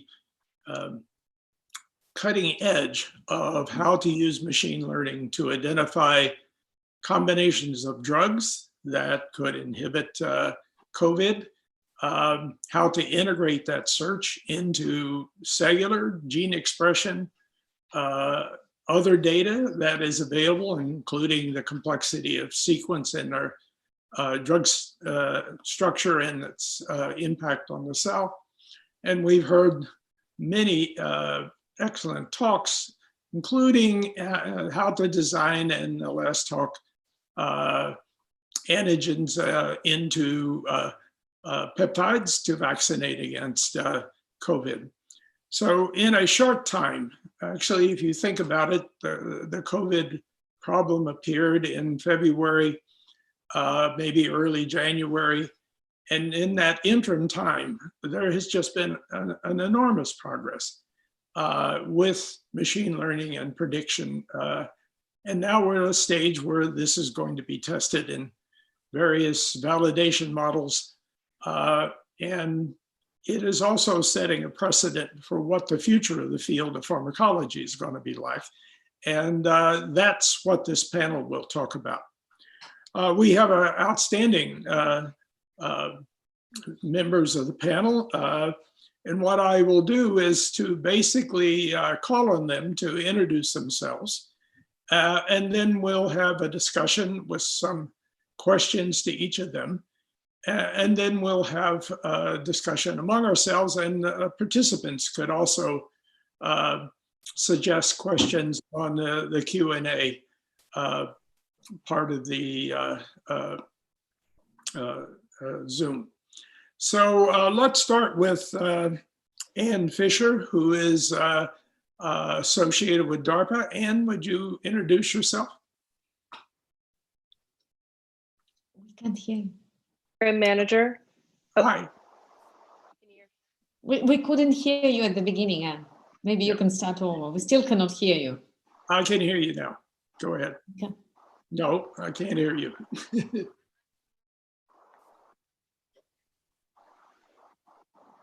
Can I? Oh, now. I can't hear you. Yeah, we can hear now. Now we can. Yeah. Go ahead. Okay. Earbud Okay, issue. we Sorry, can hear guys. you. We can hear you. It's good. Great. The technology agency that I work for is not responsible for the earbuds that weren't working just now. So I'm really happy to be here. Thanks, Phil, for the introduction and setting up the panel. As Phil said, my name is Ann Fisher. I'm a program manager in the Defense Sciences Office of the Defense Advanced Research Projects Agency, DARPA. Essentially, DARPA is a funding agency as part of the US federal government. And we look really to the far future of what technologies and capabilities we might need to help us sort of meet the need. It's a very high risk organization. And I'm really happy to be a part of this. Today, we have several efforts that really are about accelerating the way that we can do discovery across the chemical sciences. I come at this as an experimentalist, as a chemist, and I've really learned a lot over the past several years about AI and machine learning and how those two fields can really play together and play off of each other to advance pharmaceuticals as well as other technologies across the chemical sciences. Thank you. And we obviously will come back with questions and discussions, but moving on to introducing the rest of the panel.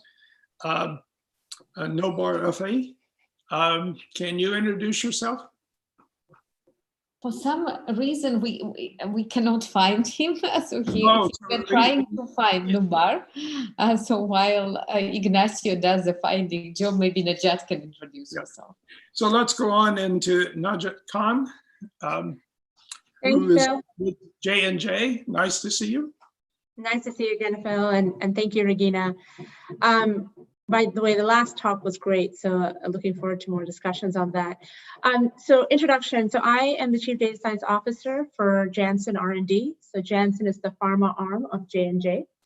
I am also the Global Head of Strategy and Operations for Janssen R&D. So in my roles, just the bottom line is I focus on what is our pipeline, what are the medicines that we're developing, both in discovery and development, and then very deliberately applying data science across that entire pipeline to either make medicines in a more effective way or in a more efficient way. My background, confluence of three things: computational science.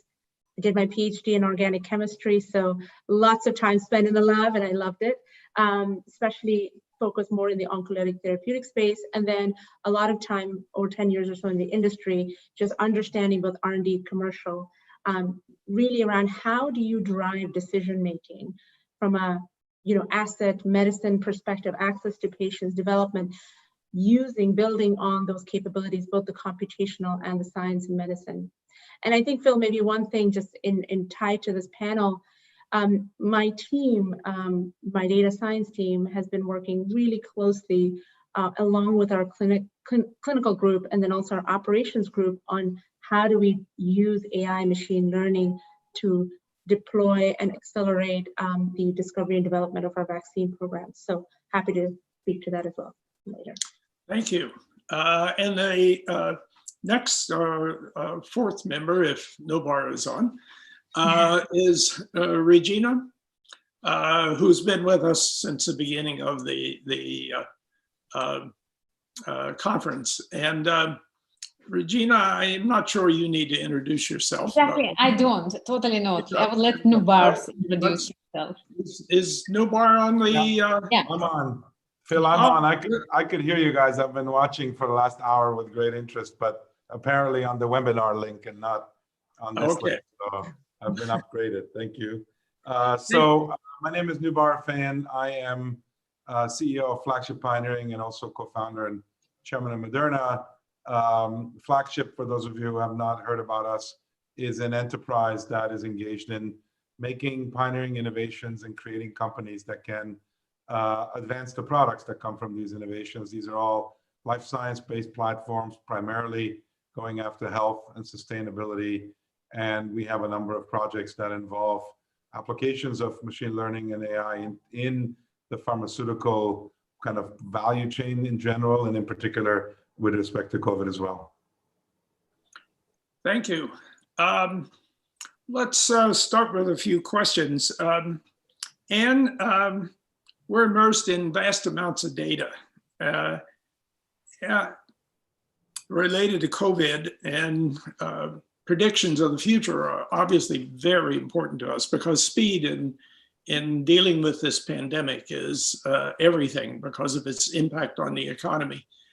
How does DARPA look at or think about integration of data, how to use data, and how does DARPA promote the sharing of data, which is obviously something that is a major issue in moving rapidly forward?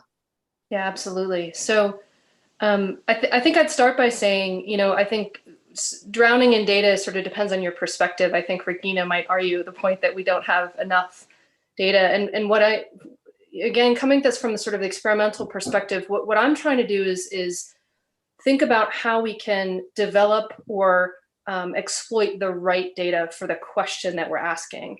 And I think Regina started off the conference talking about data sharing, which is part of your question, you know, the ability to exploit existing data. And I think critically, we also need to think about how we can generate new data sets rapidly. So for, you know, COVID, that might be about screening assays, which maybe one could argue are in sort of the line of high throughput, as long as you have the compounds available. So we're limiting ourselves from my perspective to that.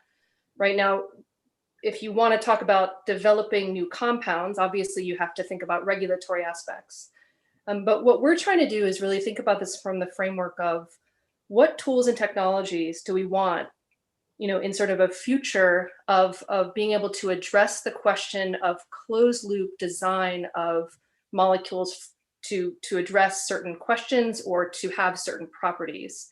And I think critically there, the ability to exploit existing data, to be able to reproduce that data quickly, and to be able to then learn how to exploit, you know, those data sets from the perspective of machine learning, really gets at all of the types of things that people were talking about today: representations, reproducibility. All those aspects are huge components.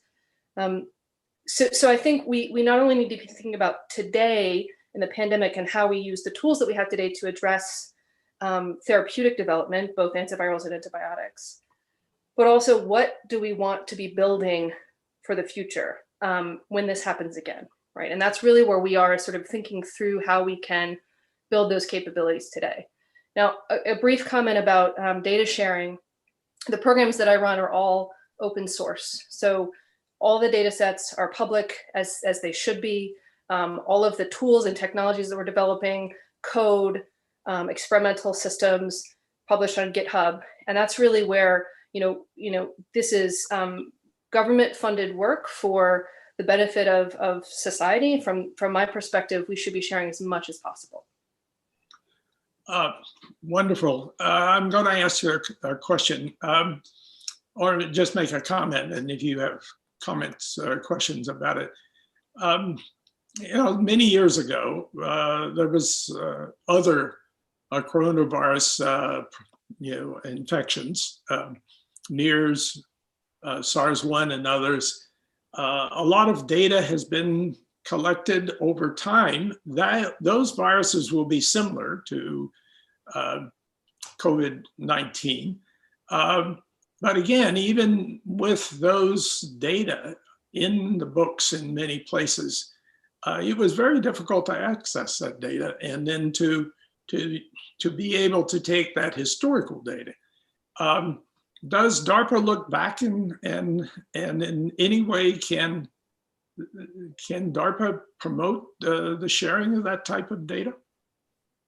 I think it sort of depends on who generated the data in the first place, right? What we can do is from time t equals 0, which I consider, when I started the program called Accelerated Molecular Discovery, is mandate that as part of the awards themselves. We're building databases. We're trying to understand how, even how computers sort of understand the data sets that are being generated, how we can tag them appropriately, those types of things. I think those are all still relatively open questions that the community really needs to come to some sort of agreement. We'll never agree on everything, right? No. But something where we have an accessibility that's embedded in the data that we're generating, I think is critical. Thank you. Nadja, as we've seen, data does promote the advancement in this field.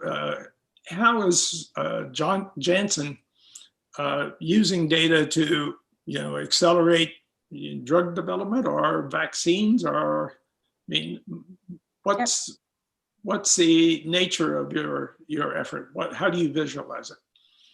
And Phil, is it more for a COVID vaccine or just broadly? Because I can speak to both. Both drug and COVID. Okay. Yeah, I'm just maybe taking a step back. One of the things we're doing with data science is we're looking at the use of all of these different data sets that you mentioned, both retrospective data, real world data, and of course, prospective data as well, both in discovery and development. So in discovery, there are the age-old questions of what's the right target that we should be focusing on. And there were some good talks here as well. And then also in terms of what's the, how do you determine what's a high quality NME? How do you reduce that attrition? So we're using techniques like cell painting that Ann Carpenter has pioneered to really understand, just looking at a cell, just looking at images, can you predict what the molecular properties will be? And we've done it across quite a few programs. We're actually scaling it across the board for our small molecule programs over the next year. I think there's as a former chemist, there's a huge amount of value if we can make more intelligent decisions early on in a more parallel fashion versus all of the bespoke assays that's done today. I would say on the development side, the questions look different. So, there's a huge question around whether it's rare diseases, new indications, COVID, what are the right endpoints we should be looking at? A lot of the times, we look at some composite endpoints that are good for clinical trial purposes, but pivoting more towards real world based endpoints helps you both with regulatory approval, but also access. And, that's starting to fold more and more together. And then I would also say, and that ties to other aspects such as external control arms or synthetic control arms to really contextualize what we're doing. Take COVID as an example, for instance.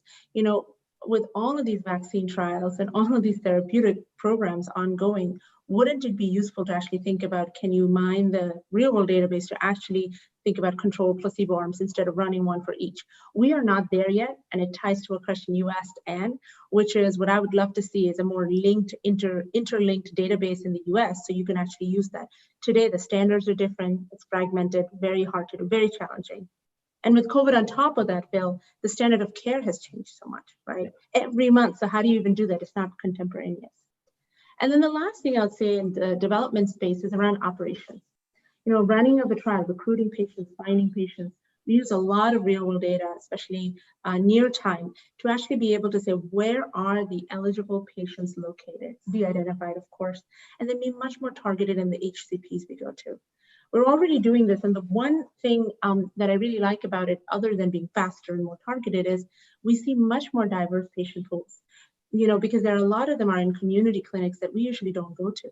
So if we talk about diversity, let's not just talk about reactively what we can do, but let's actually, before we even select sites, ensure that we have a good balance going in.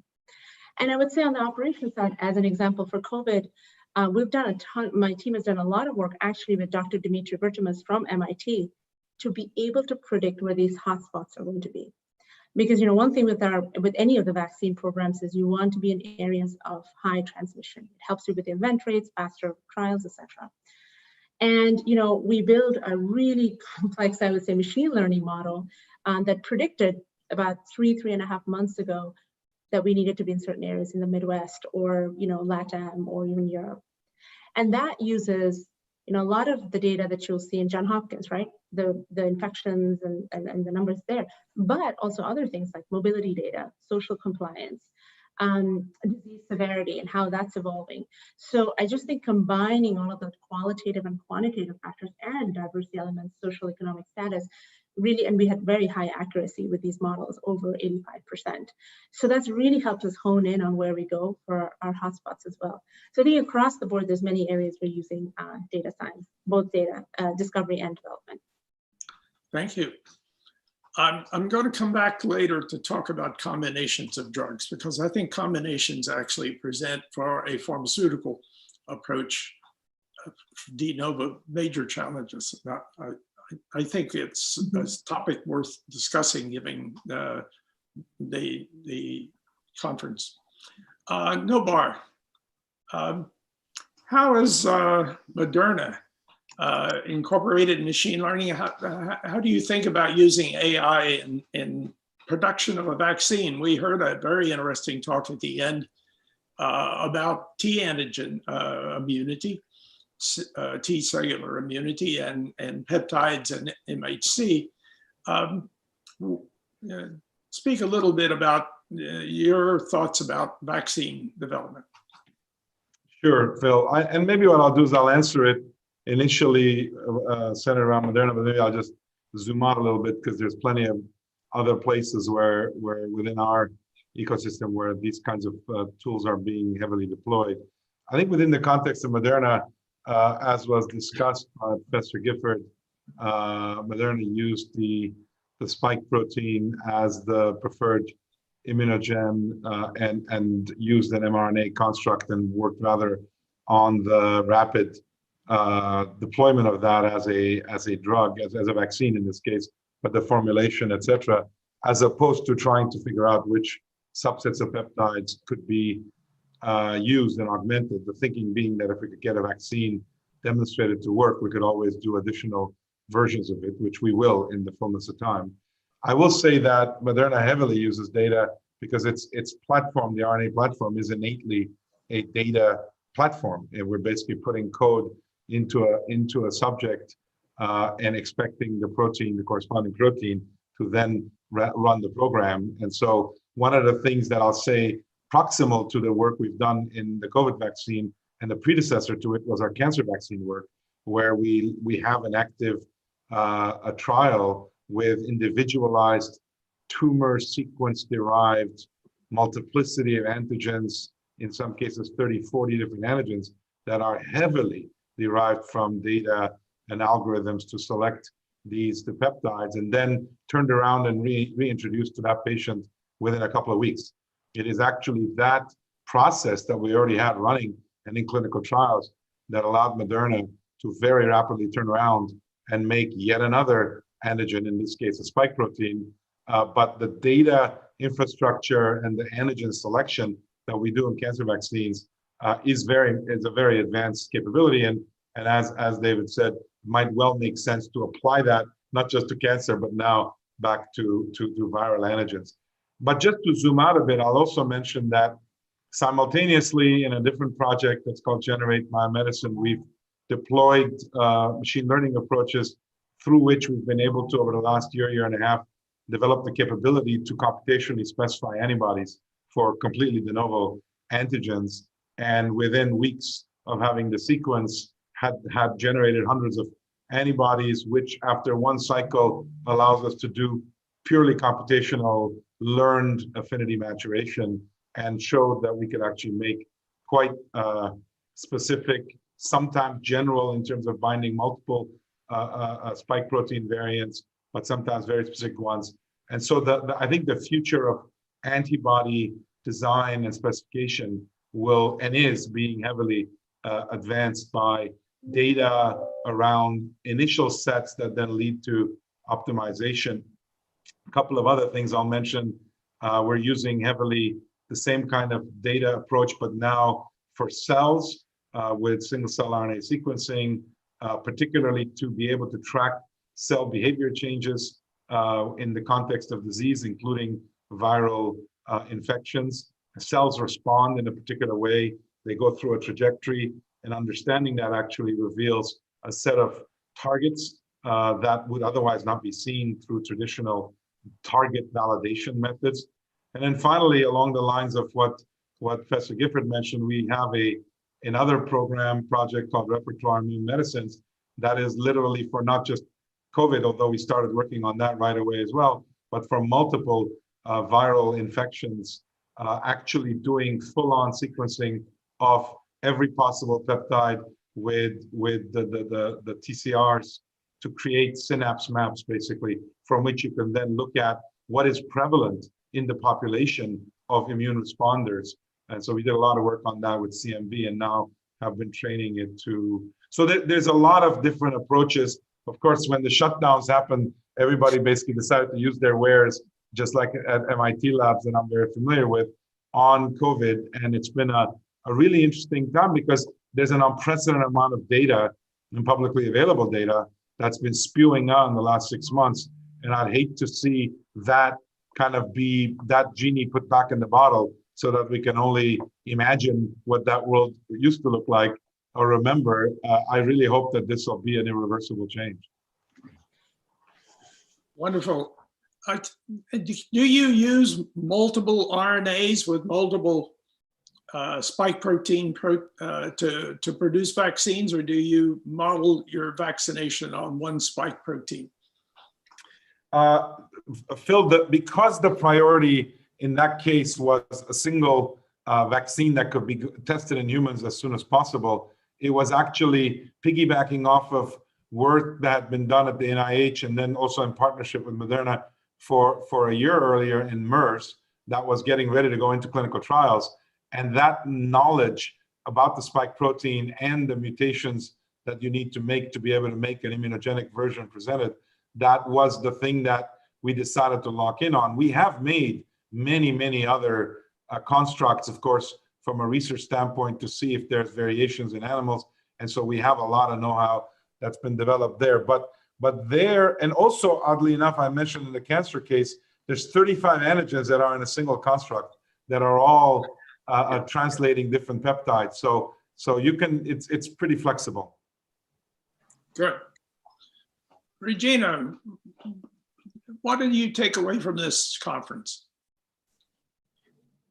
From the conference, I was very much, of course, aware of what we are doing at MIT in terms of, developing antivirals. And I saw the same trend that it seems to be an obvious place really to do very tight modeling of biology and chemistry. So Anne, our program manager, knows that we started our journey really looking at chemical structure and making predictions from chemical structure. And in many cases, it actually worked pretty well. And I was naive enough to claim that we don't really need to know more because we have screening data and we can predict. But what we've discovered here that, it seems that in Nubar's world, there was a lot of data. In our world, there much less data. And even the data that was available was very contradictory, very noisy. So introducing biology and thinking in novel ways how to incorporate it was really an eye-opening moment for me. And as we've seen in some of the talks, not all, but some of the talks, that in order to do this integration, you really need to have very novel machine learning algorithms. You cannot just take what is out there and apply because you would not go very far.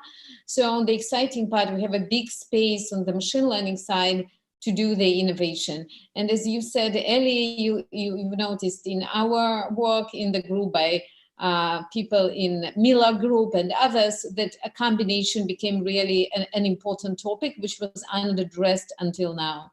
So it kind of, I think that it brought us, this COVID crisis brought us closer to real discovery, reality in discovery. And it seems to me that many groups at the same time getting similar realizations. I particularly was excited about how you're integrating cellular and molecular information and mechanism into discovery. We saw there were several talks about that, but as that becomes more common, it will also feed back and tell us more about cellular systems and how to interrogate those in an organic way as well as having byproduct or the direct product of having better drugs and more effective drugs and new drugs. Najat, we were talking about drug combinations. How do you view development of drug combinations? It's a complicated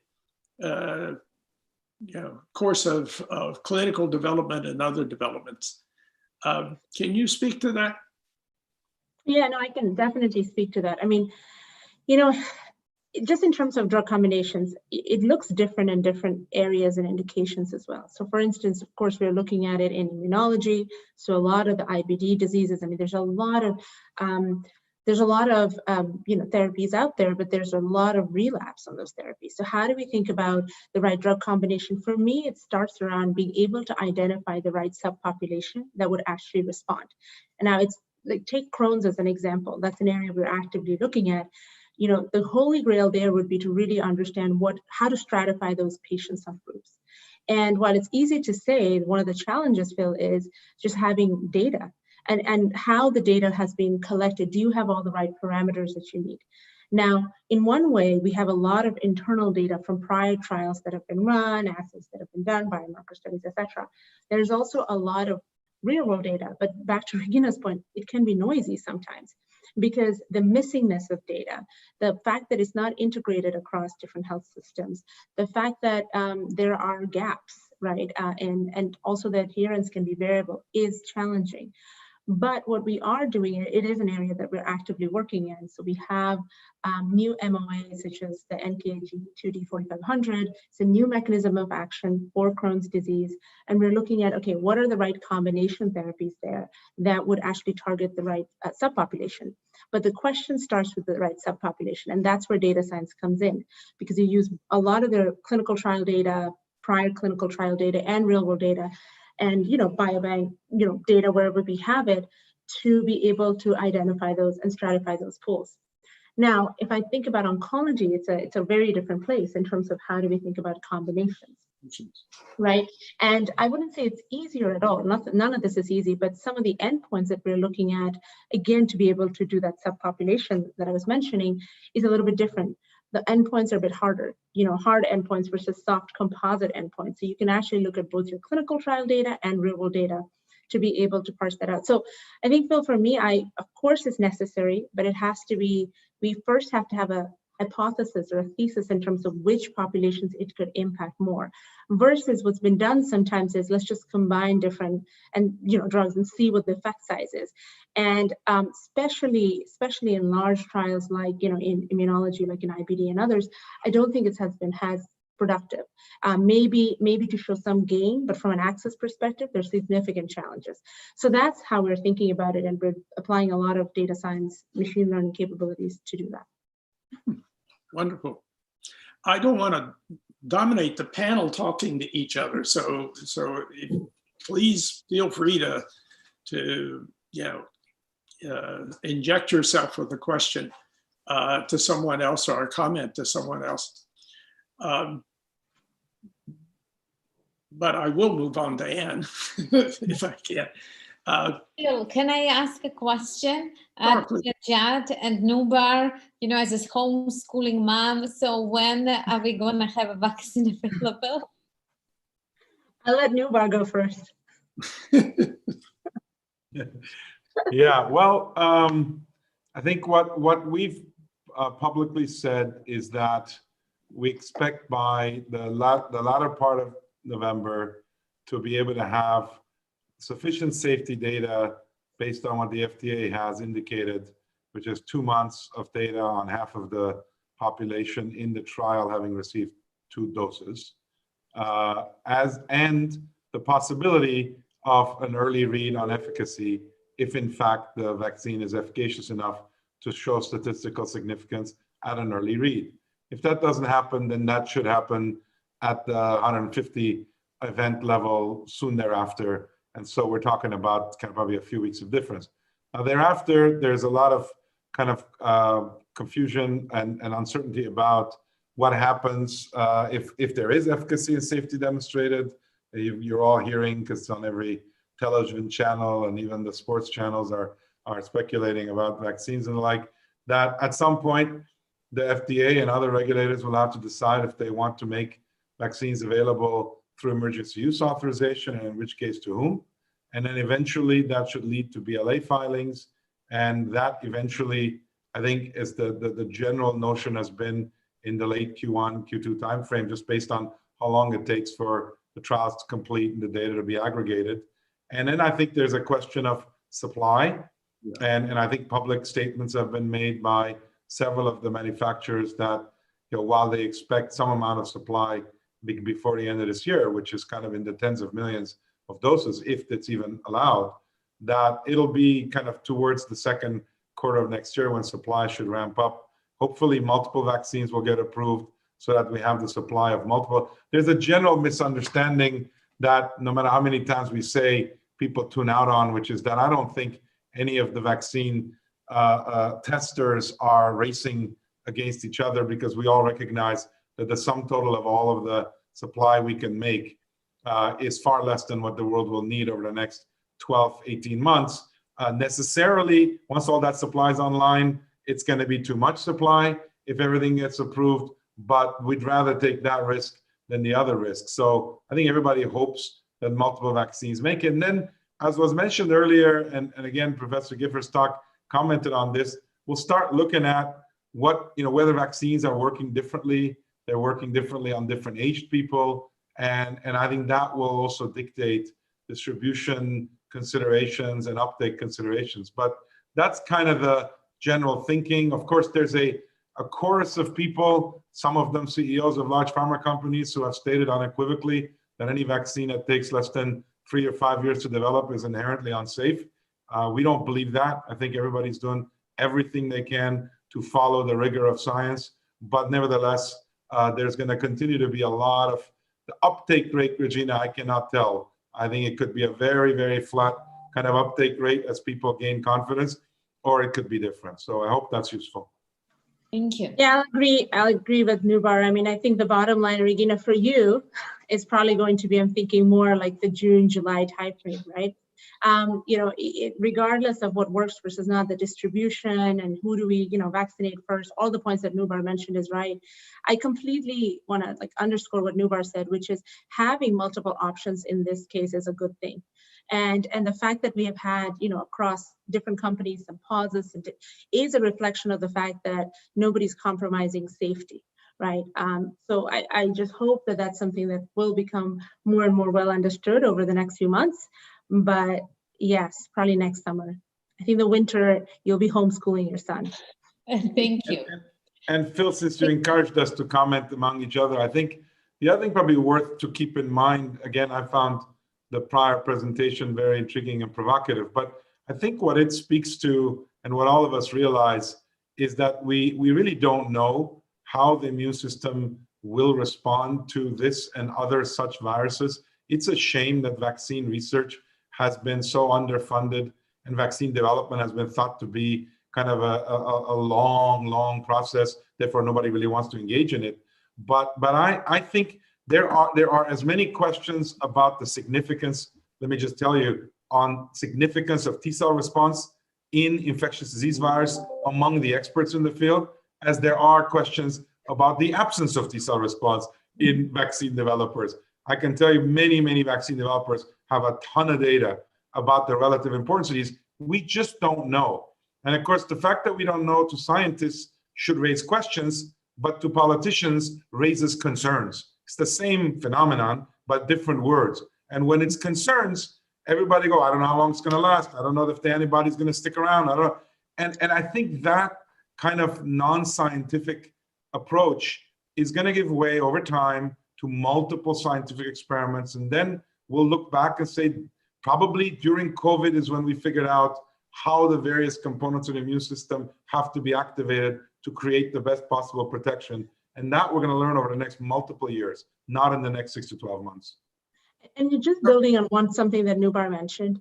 If we think about if this happens again, how do we respond? And how did we not respond? How it wasn't perfect this time? I think there are two things to keep in mind. One ties to that vaccine which Noubar you're mentioning. I mean, we know there are other coronaviruses. I mean, there's been a lot that's been published, early work and bats and other things.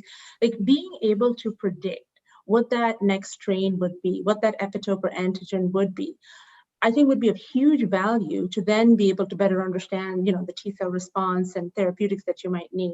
There's not that much work being done today, and I think it might be a catalyst, but I think there is a whole host that we could even look at and say, okay, of these 50, are there 5 that we predict that could have a higher likelihood? So I think that's one, and that could leverage some of the prior data, Phil, you were mentioning. And then the second piece, and the first is more about being preemptive, right, as to how do you predict it. And the second is more around what do you do once there is a pandemic? I mean, I can't underscore how long it took for us to really even understand what's happening on the ground, just getting real world EHR, claims, whatever data. It took a long time. There was a little bit better, there was variation in the standard of care. We could try to normalize it across. And that's because data is so fragmented, right? Even if you look at a lot of the EHR claims data sets, you would think that real time, if you can look at that and really understand outcomes, that would be a huge use, right? Like I mentioned, the standard of care is changing. You can try to do external control arms, all of these things. Like think about if there's an EUA, what do you do with the patient, with the subjects that are in the placebo arm? How do you follow the subjects for a long period of time passively, right? That is something you can do using EHR data, but there's a construct, almost this foundation that's not where it needs to be. There have been some alliances in terms of sharing of data, COVID-related data, and also endpoints, et cetera, that's happened. But I do hope that that's something that continues. A lot of it can be pre-competitive, I think, that it actually continues and it doesn't go back. And I think that's another point Noubar mentioned. So those two, one is just the research, but the other is also how do we get the foundation right so that we can actually learn and do better surveillance and react faster. We're at a disadvantage with a fragmented healthcare system, as you well know, but it also is a system that responds quickly. And do you want to comment on the vaccine development issue? So I don't have any comment on vaccine development. All my work is focused on small molecule therapeutics. But I think I would make a comment here. It kind of echoes what Regina was talking about, and it sort of looks at two ends of the spectrum of what we're discussing on this panel, which is critically important to find something that helps us today. And there are so many great minds racing to do that. And as the colleagues on the panel have already said. And the other side of it is, from my perspective, and this is where sort of we're steeped in our day-to-day, is really trying to help understand what matters most when it comes to being able to predict a molecule with a particular activity. So Regina talked about how she realized now that we need to incorporate the biology. We need to incorporate dynamics. We need to incorporate there some computational modeling that the folks have talked about today that we can leverage to do transfer learning. But the reality is we don't actually understand, just like we don't understand on the vaccine development side, we don't understand what features of molecules matter in each particular case for each particular mechanism of action. And I don't think, I'm not naive enough to think we'll always understand it to sort of the nth level that we need to. But the question is, how do we find the most efficient approaches to this development? And that's really, I think, what we're focused on from the perspective of therapeutics development, is understanding, the science around it so that we can then accelerate the development and help colleagues such as the folks here on the panel from the development effort. I would just say we started this conference with a discussion of epitope drift in virus.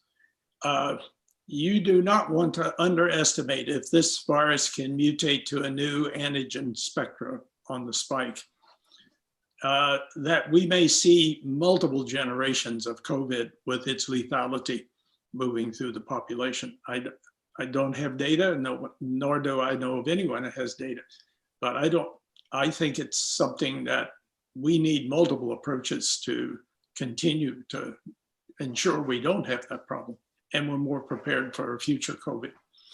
Other comments? Sorry, Yeah. Phil, can I just ask one question to Anne directly? So, because we were interacting very closely with Anne on our, we made prediction about single compounds. I think in June, we just yesterday got the response. Luckily, 2 compounds were active. we still are working on the combination. And to me, the fact is that, you know, you have computational folks that don't have the data to train. When they finally somehow get the data, they cannot test it. And there is this huge disconnect between people who generate data, who understand biology, and people who actually, you know, are capable of developing new models. It's really a serious concern. And also experimentally testing it. So, and I'm sure that MIT by no means is unique in this situation. There are lots of other folks around who want to contribute, who are talented machine learning people, but due to all this limitation cannot really jump in. So my question is, like, in terms of the, you know, government view and the priorities, what is the main lesson about kind of building infrastructures that next time, hopefully there will be no next time, but even this time, that we actually can make it much faster and effective, you know, this kind of learning and trial and eventually delivering the treatment? Yeah, thanks, Rena. It's a great and complicated question. So I think I'll say a couple of things. One is that it's very clear when we think about our domains and the language that we use in our domains and our understanding of other domains, we all need to do a better job communicating across the area. And what I've found over and over and over again, I have programs that have chemists and engineers and mathematicians and you know, computational folks, and really you have to spend a lot of time getting everyone on the same page. But when you do that, it becomes, you know, the results are sort of amplified significantly because it becomes much, much faster and much easier to address those concerns. And I think you're a great example of this. The team at MIT, who in the precursor Make It program really, you know, started to learn about this crosstalk. And so it's hard to think about how you might do this at a more global level. But I think that it's critical when we think about education, training in graduate school, postdoctoral programs, to really have that variety, have chemists who can code. I'm an experimentalist, never coded in my life, right? But now I don't have to code necessarily to be able to talk to someone who does and understand that language. And it's sort of a non-answer, but it's because I don't know how to solve the problem other than to continue to get on sort of my pulpit and talk about how we all need to be in the same room, and we all need to be sort of clearly and openly communicating with each other, which you've heard me say on the phone before. And again, you sort of, sometimes we just have to knock our heads against the wall for a while and we break through eventually. And I think we just have to continue to do that. And I think the community generally really has to recognize that. And I think we are. I think, you know, there's a lot of evidence that folks are getting outside of these sort of stovepipe disciplines. And I think we just need to continue to encourage that as we move forward. Thank you. We're approaching the time we will need to close. I want to thank all the panelists. It's been a very interesting discussion, very illuminating. And I'll give Regina, she started the conference and she can close the conference. Regina, you have the last word. Wow, thank you. First of all, it's the first time that I see Phil in informal clothes, so it was worth to do. Oh, yes. For that, correct? But at any rate, thank you very much for all the attendees, for the panelists, and for our speakers. And I just would like to say that we recorded the materials. We will check with the attendees if they are okay with us releasing the data, releasing the recordings. We'll put them all online, and we will continue to try to make our science public. As Anne highlighted, it's important to bring everybody together. And just follow us on the JClinic website and social media. We'll announce our next event soon. So thank you very much and have a great day. Bye. Thank you. Bye.